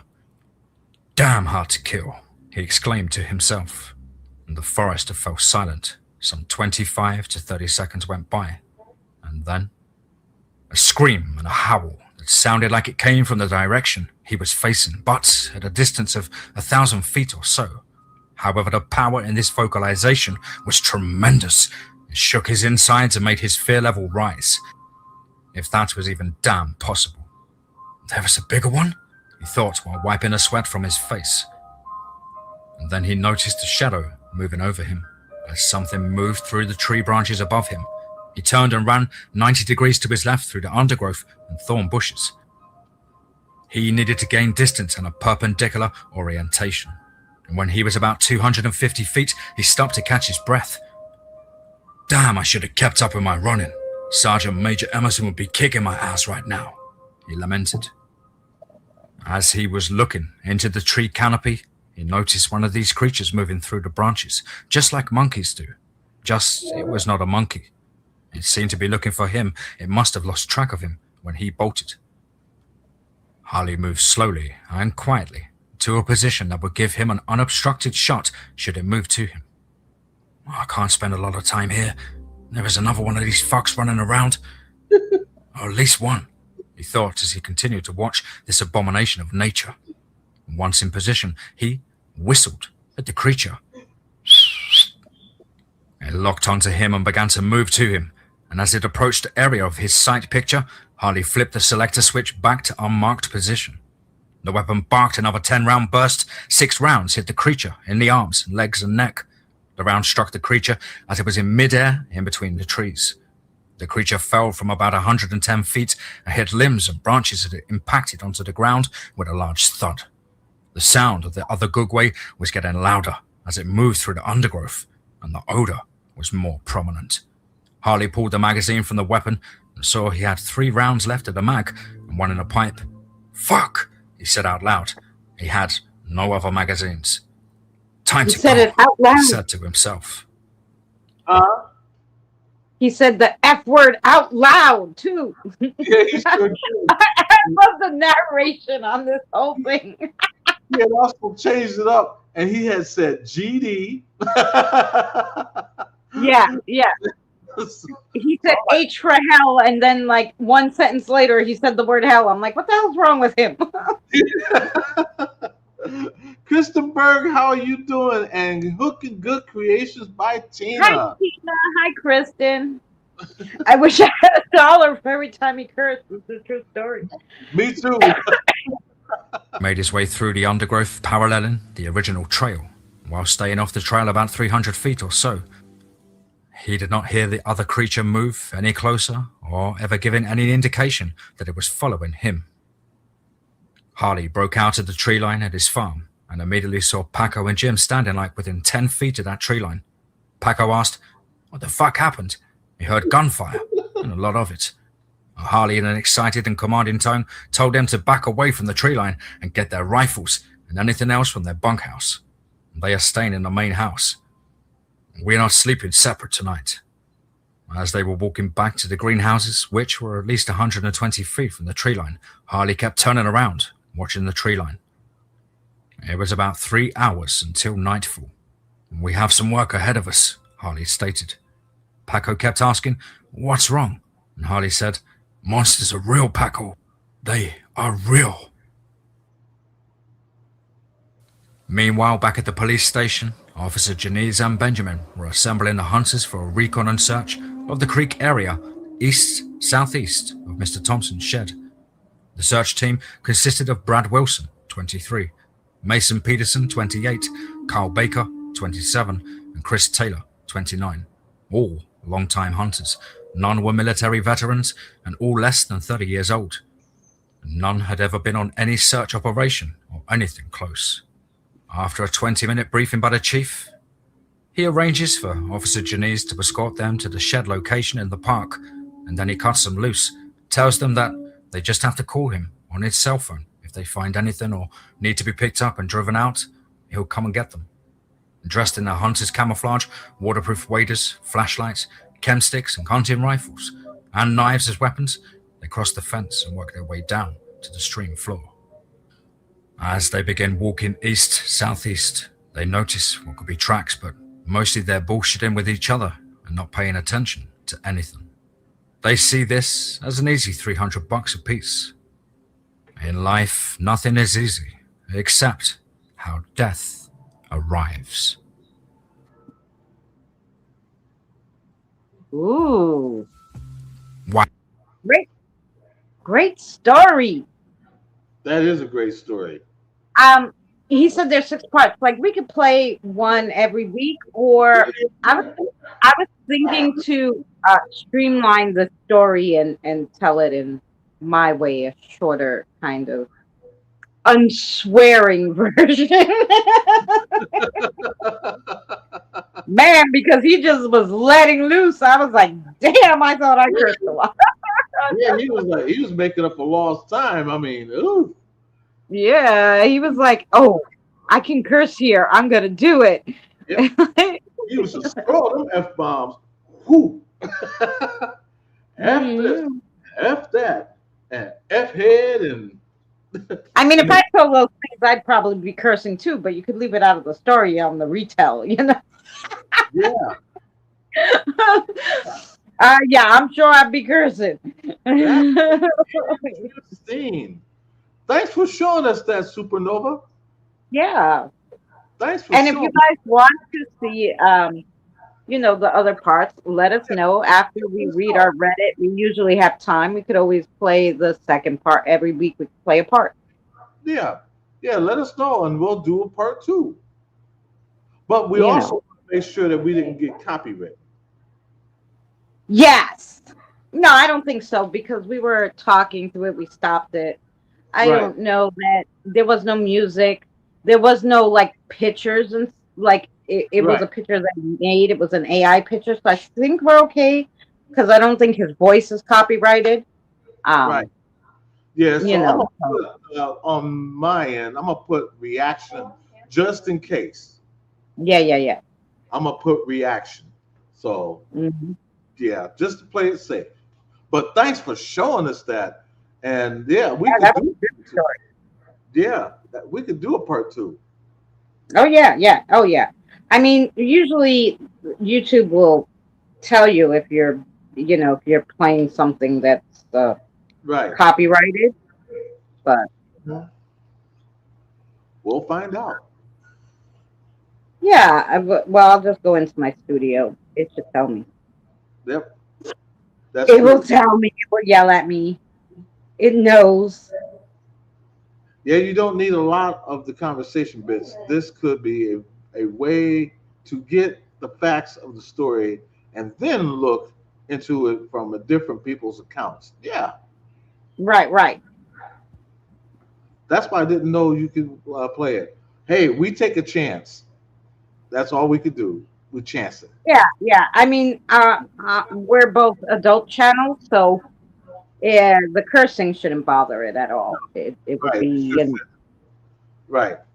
it would just be his content. But like I said, it was really like a just his own picture, like a picture he made. So I think it should be fine. Yeah, it should be Like fun. even when we play the ghost stuff and we do the reactions, Right. the only one I ever got copyrighted on was that one where I guess because they copyrighted their ghost material, which, I never, why not? You don't want people stealing your stuff. So True. they copyrighted their capture. And they were like, what do you want to do? Do you want to demonetize it or whatever? I'm like, just take that part out. It was a live stream. Nobody's going to go, when you go back and watch it, if that part is out, Yeah. who cares? You know? And see here. So no money lost.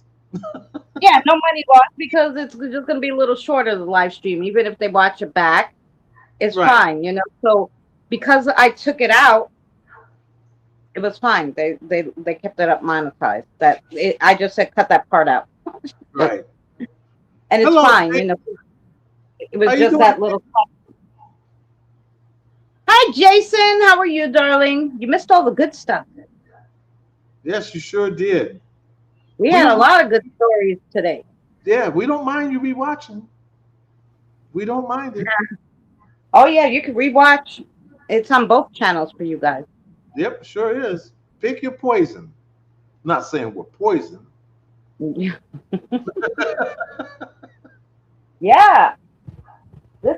I got this new LED bulb. I put a little one, the littlest kind they had. But man, you leave it on, I'm sweating.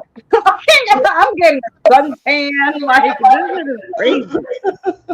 You can sit in your room and get a tan. Get one Yeah, basically, I'm like sweating. I'm like, damn, I should have worn my bikini. The hell, and I hardly have no clothes on as it is. I see. Hey, you in your house, so it don't matter. Yeah, that's right. And you guys can only see this part of me, so it's okay. That I got my little tiny shorty set up. I don't care. You can't see me. Wow. So yeah, this was a good one tonight. This really was.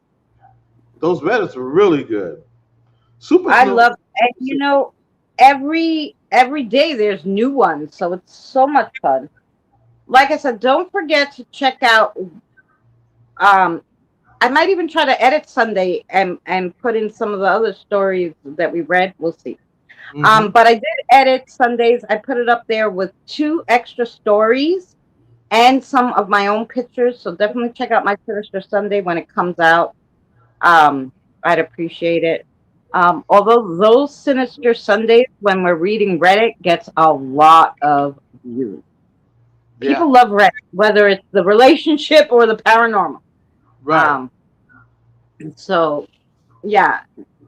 Because it's, people don't sometimes they don't want to read through all those stories. They rather you read it to them while they're like, and I like that too. I'd rather somebody read the stories while I'm like cooking or washing the floor, so I don't have to sit there and read it.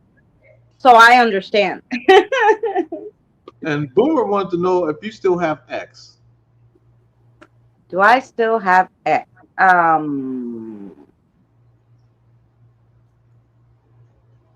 I don't know. I'm sure I could just type it in, right? Now I'll tell you now. Probably by December of this year, I'm possibly gonna get rid of X because I don't use it at all, but I think if you just type it in and sign in, then I can yeah, get it's just my messages. there's just I'm seeing a lot of bad stuff on X now that I don't Oh, care to see. it's all crap since what's his name took it over. That's why I don't go on it. But um, So I don't yeah, want 50% off nothing because I'm. I just had to do without. I really don't Yeah. even go on X that much anymore unless I'm promoting somebody's video. Other than that, I don't scroll to read nothing. I just, I can do without it because I couldn't understand why I would get these like single ladies trying to hook up and all this stuff. Oh yeah.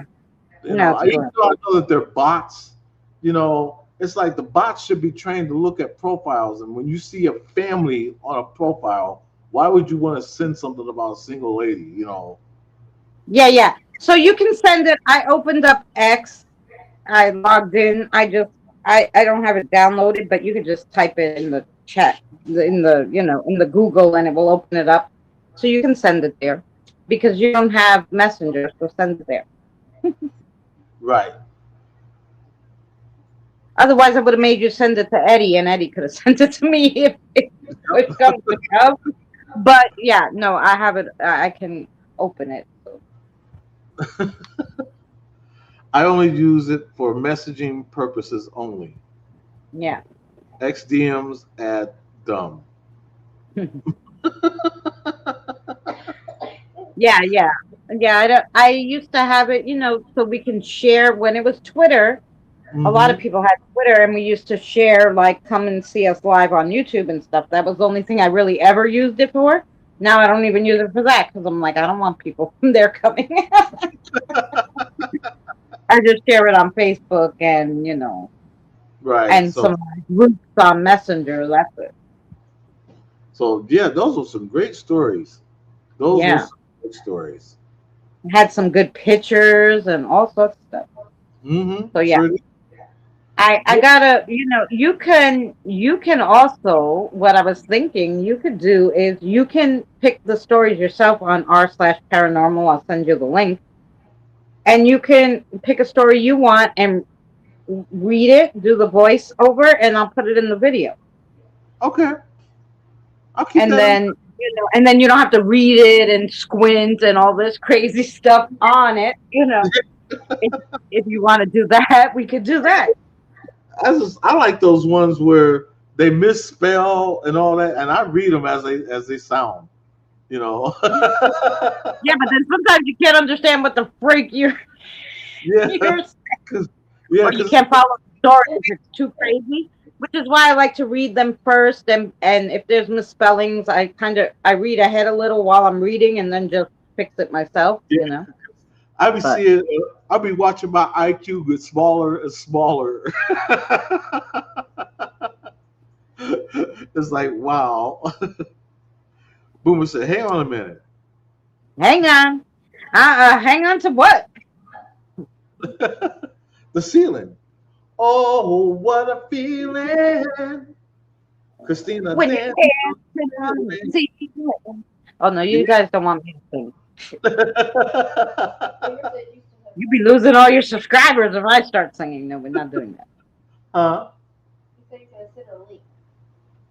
Send her link on X. Oh, he wants Boomer. He wants her to send Boomer a No, link. he's gonna sit her leak. Oh, he's gonna send her a link. Okay, Yeah, yeah, yeah. that's right, I Lionel can, Richie. I can see it in the stream. Lionel Richie, that's right. That's right, Lionel Richie. Oh, what a feeling! 'Cause I'm dancing on the ceiling. You love Lionel? Hey, he loves you too. Hello, Is it me you're looking for? Huh? You know who I used to like to Billy Ocean. He was Carol. right around the time of Lionel Richie. Yep. Now we're sharing the same dream and our hearts beat. Oh, I skipped this. I messed the song up already. Shire Ghost, how are you doing? Hey Shire, how are you, sweetheart? Has this worked? Am I Shire again? That depends. You are Shire again. You are Shire Ghost. Yes, you are. That depends. Where were you on the night of the 12th?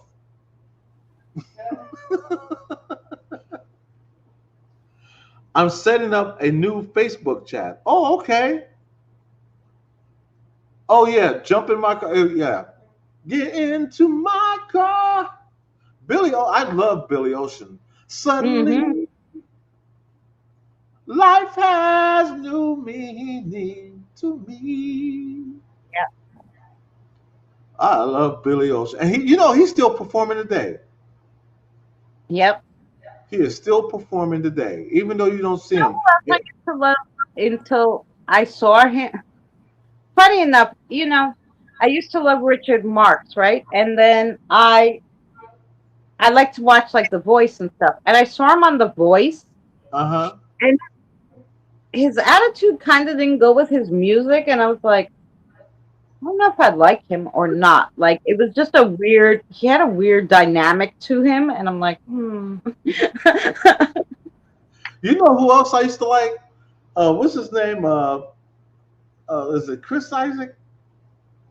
The one that did the song "Never Gonna Give You Up." Oh no, never gonna give you up, never gonna let you down, never gonna run around and hurt you.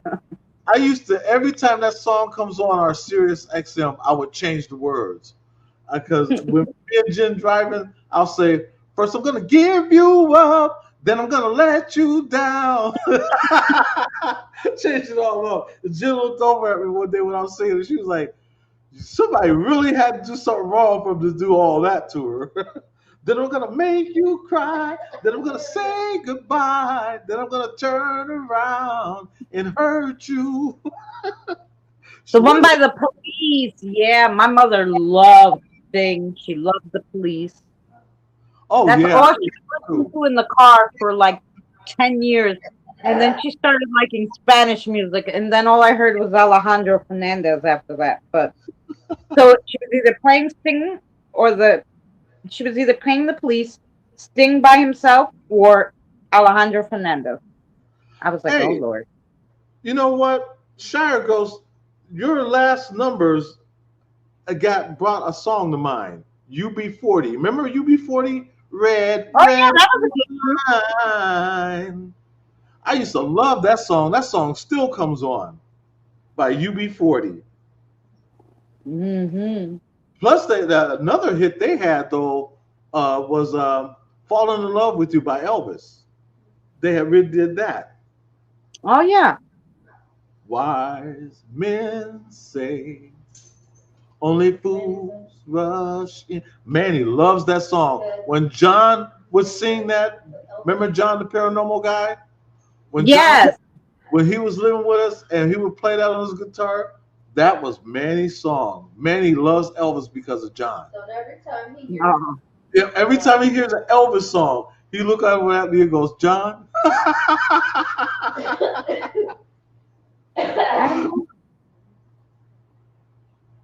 Look for on Shire, I put in that video link. It's actually a song I wrote for Carl, and at the end, like a tribute song to him. And at the end, it actually has his voice because he used to leave me like little voice notes on Messenger, and it's really nice. If you want to listen to it, you could hear his actual voice. I did that with Ghost Mafia when I did that tribute to Ghost Mafia. At the end of the video, I added his voice on there and his video. I did it to Ghost Mafia. Shout out to Ghost Mafia. Miss you, bro. Miss you. Chris Isaac. Yep. I remember Chris Isaac. Man, 80s is. As a matter of fact, the song I did for Monday is set in the 80s. You know, with the Oh today. yeah. You said. I Yeah. actually ended up with 2 songs.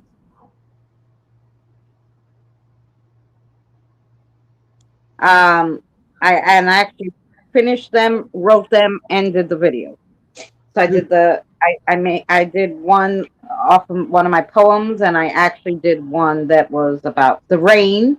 Because if you were not on Eddie's on Monday and you do music, we have a challenge to write a song with rain in it somewhere. The title, all about rain, just a line about rain, whatever you want. Make a song, bring it over to Eddie's on Monday. Are you doing 2 o'clock or are you doing 7? On Monday, 1 o'clock. Oh yeah, so 2 p.m. Eastern Standard Time. Yep. Which is 2 p.m. Up north. 1 o'clock Yeah. down here in the Midwest. Yeah. And we have fun too. So now next week though, we got to pick somebody else, Christina, to do next. Oh, week. you're gonna have to have Tired do the next one. That's it. That's who it'll be. It'll be Tired this time. As a matter of fact, remind me to go down this road. It's gonna be we'll go Tired, then we'll go Rev, then we'll go Supernova, Mm-hmm. and I'm hoping Becky Bangtan comes back because now I would like Becky next. Oh yeah, Becky. Yeah. Oh, she always comes in. I'm sure she'll come. So and then Boomer be number 5. So that'll round out the 5. There's 5 weeks right there. Yeah. There you go. Come on, Eileen. Oh, I swear. I used to love that song too. I used to love that. And then you know what? That's the only album they did, and then they had disbanded. Yeah. They were called Dixie's Midnight Runners, I believe. Yeah. And then there's that's what the Pretenders and Dex Midnight Runners. Yeah. Yep. And then another group I used to like from the UK. They came out in 1984. They were called the Style Council, and they did a song called "My Ever Changing Moods." And that is one of my. I still play that song today. One of my favorite songs. Peter Weller. I met him, and I had a chance to work with him. Super, super nice guy over in the UK. Super nice guy, and but that's my favorite song. Yeah, see, Dixie's Midnight Runners. Yes. Yeah. That's like I remember I used to work at FAO Sports in Manhattan, and I was like 17 and 18 when I was working there. Mm-hmm. Well, I started I think I started at 16 and worked until I was like 18 or 19. But anyway, I was always having my headphones when I was cleaning after. And somebody was like, "What are you listening to?" I'm like, Air Supply. I used to love me some Air Supply. I did too. I'm all out of love. I'm so lost without you. My music range, it goes all over the place. And it's obvious.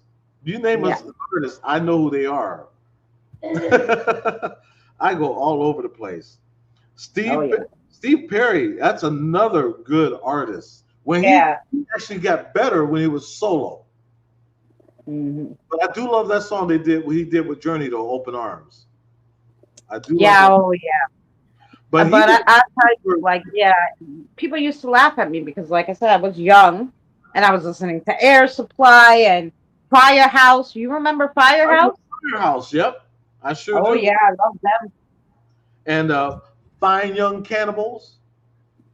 Fine Young Cannibals, yeah. Letting them be. I wasn't big on them. I listened to the Blue Oyster Cult.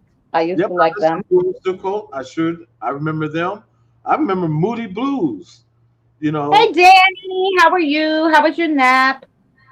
Hey Danny. We had some great paranormal Reddit. Oh, you missed it. The stories were great today. They sure were. They were good. I tried to lay back a little. That's a good song, Patty. Still They Ride. Yes, that is a good song. Man, we could talk 70s and 80s all day long. Oh yeah. But unfortunately, we have a little bit of time left, and I got to celebrate my son's birthday.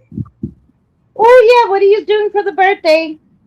Well, that's why he's Are sitting you there. waiting for Desi to come home from work? Is that what's going on? Oh no, we got a special treat for him tomorrow because he's got practice at the Special Olympic for the bowling practice. But while they're there, Oh, you're having his party there. Oh, I got you. having a party right there. Oh, that's nice. So tonight you're really just having like a dinner or something. Family tonight, Yeah. and then tomorrow, Des is going to be there, and then all of us. Jen though will be home. Yeah, she can't go out. Oh, Sure. I'm sorry, Jen. Yeah, she's grounded. Yeah, but you know what? She gets a break to sit and relax. So kudos to her. Yeah, Yeah, you compare to me. that very rarely happens, I'm sure. That's true because we're always together. This will be the Yeah. one time that it's me and the kids and no mom. Yeah, And the funny thing is, I know what Manny's going to do. When he sees that mom's not sitting there, mommy, I'm gonna hear that constantly, mommy, mommy. Oh, it played Good. when you're. Oh, I'm sorry to hear about your brother. Yeah, that was their best song, really. You know Yeah, that was the that, best. and there was another song now I forget the name, but it was on that same album. That was the best album. There was that song and one other song on that album. Really good. So, yeah, I was trying to think of the other song they did because I like that one too. But there was another song they did that was a hit that I really liked by Yours Truly. And it's just on the tip of my tongue. I can't think of it right now because I don't know why I was thinking of Steve Miller Band. That's another Uh, one. oh, Shire said I had a Mandela effect moment because I thought Terrence Trent, Darby. Darby, okay, had passed away in the 90s in a motel, but he popped up a year ago and freaked me out. Yeah, because he doesn't go by that name no more. He has a different name. He actually has a documentary. It's on here on YouTube. You should watch it. And he tells why he changed his name and why he changed his style. It's because, to make a long story short, the record company tried to make him more like Prince, and he didn't want to be like that because Yeah, he wanted to have his own style. yeah, because he was like Prince. Jason, much love to you, darling. Have a great night, bro. Thank you for coming in, honey. So yeah, that's the story about Terrence Trent D'Arby.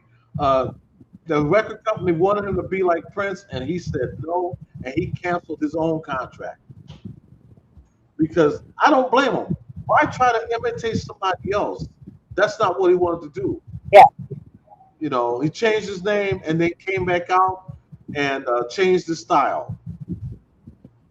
So that's the story. Yeah, he's still around and he's still singing. Oh, do you have Messenger? I'm over here. I sent you a Twitter, but okay.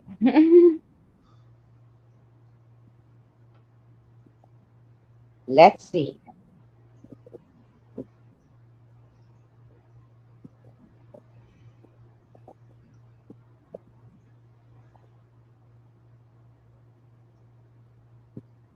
Do you have the same one you used to have?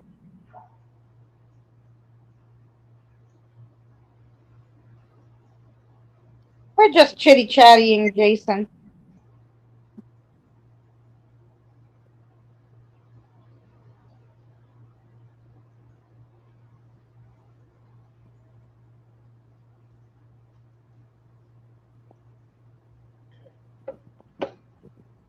So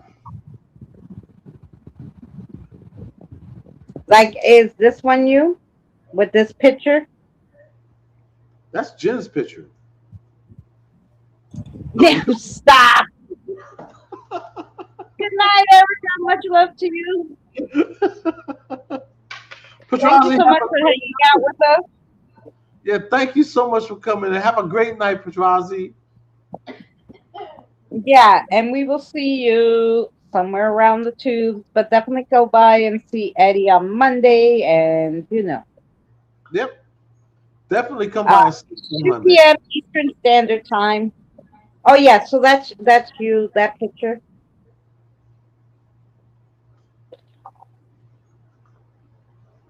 I think that's him. Well, that's gonna do it for me. Yes, and Boomer, put in your channel link. Boomer is gonna go live in just a little bit, and we're gonna go hang out over there. So I'll be there, and I sent you a message, Boomer. So I'll be there, and I'm sure we'll be talking. What are we talking? Paranormal or just hang out? We'll be doing something fun. So if you're not ready to leave, go by and check Boomer D's channel out. If you don't have his link, you know, um, he's there in Eddie's chat. I could probably get his link for his channel Yeah, and put it in my chat as well. this morning, Boomer asked me if I wanted a link. I told him no. I had 2 sausage patties this morning. Besides, I was working anyway. I was sitting in my car waiting on runs. Oh, Tamara, thank you so very much for coming in. We hope that we see you Monday. Thank you so much, honey. And we hope we see you again Wednesday and Thursday of next week, God's will. Wednesday and Thursday of next week, we'll be there. Yes. And Jason says, "Happy birthday, Manny." Aw. He's clapping. Okay. So there you go. So there's Boomer's channel. So go by there and check it out. And if you do not have him, Yes. And he will be doing some music.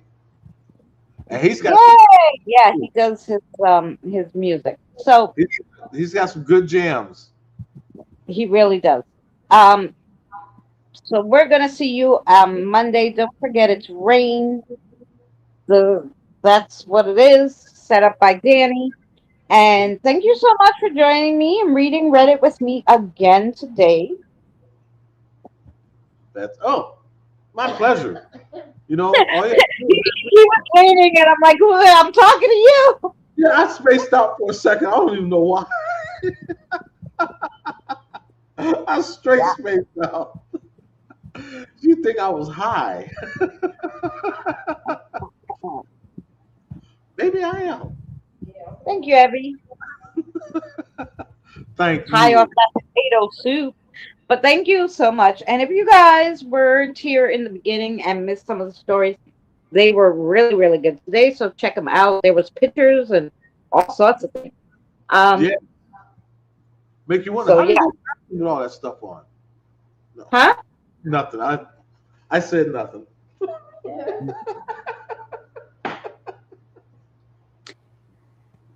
Eddie would be funny again, and I missed it. Oh well. Anyway, I am going to shut this down. Happy birthday again to Manny.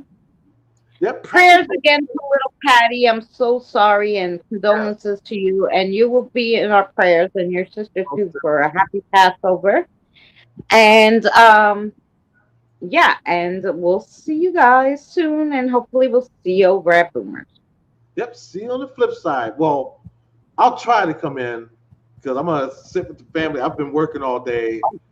Yeah, because it's Manny's birthday.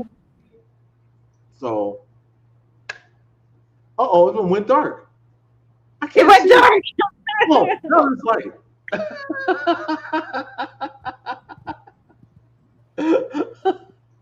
I thought maybe it was me. Bye. Now it's dark again. Look at that meteor. Oh my God. Oh my God, Oh, is that my shoe?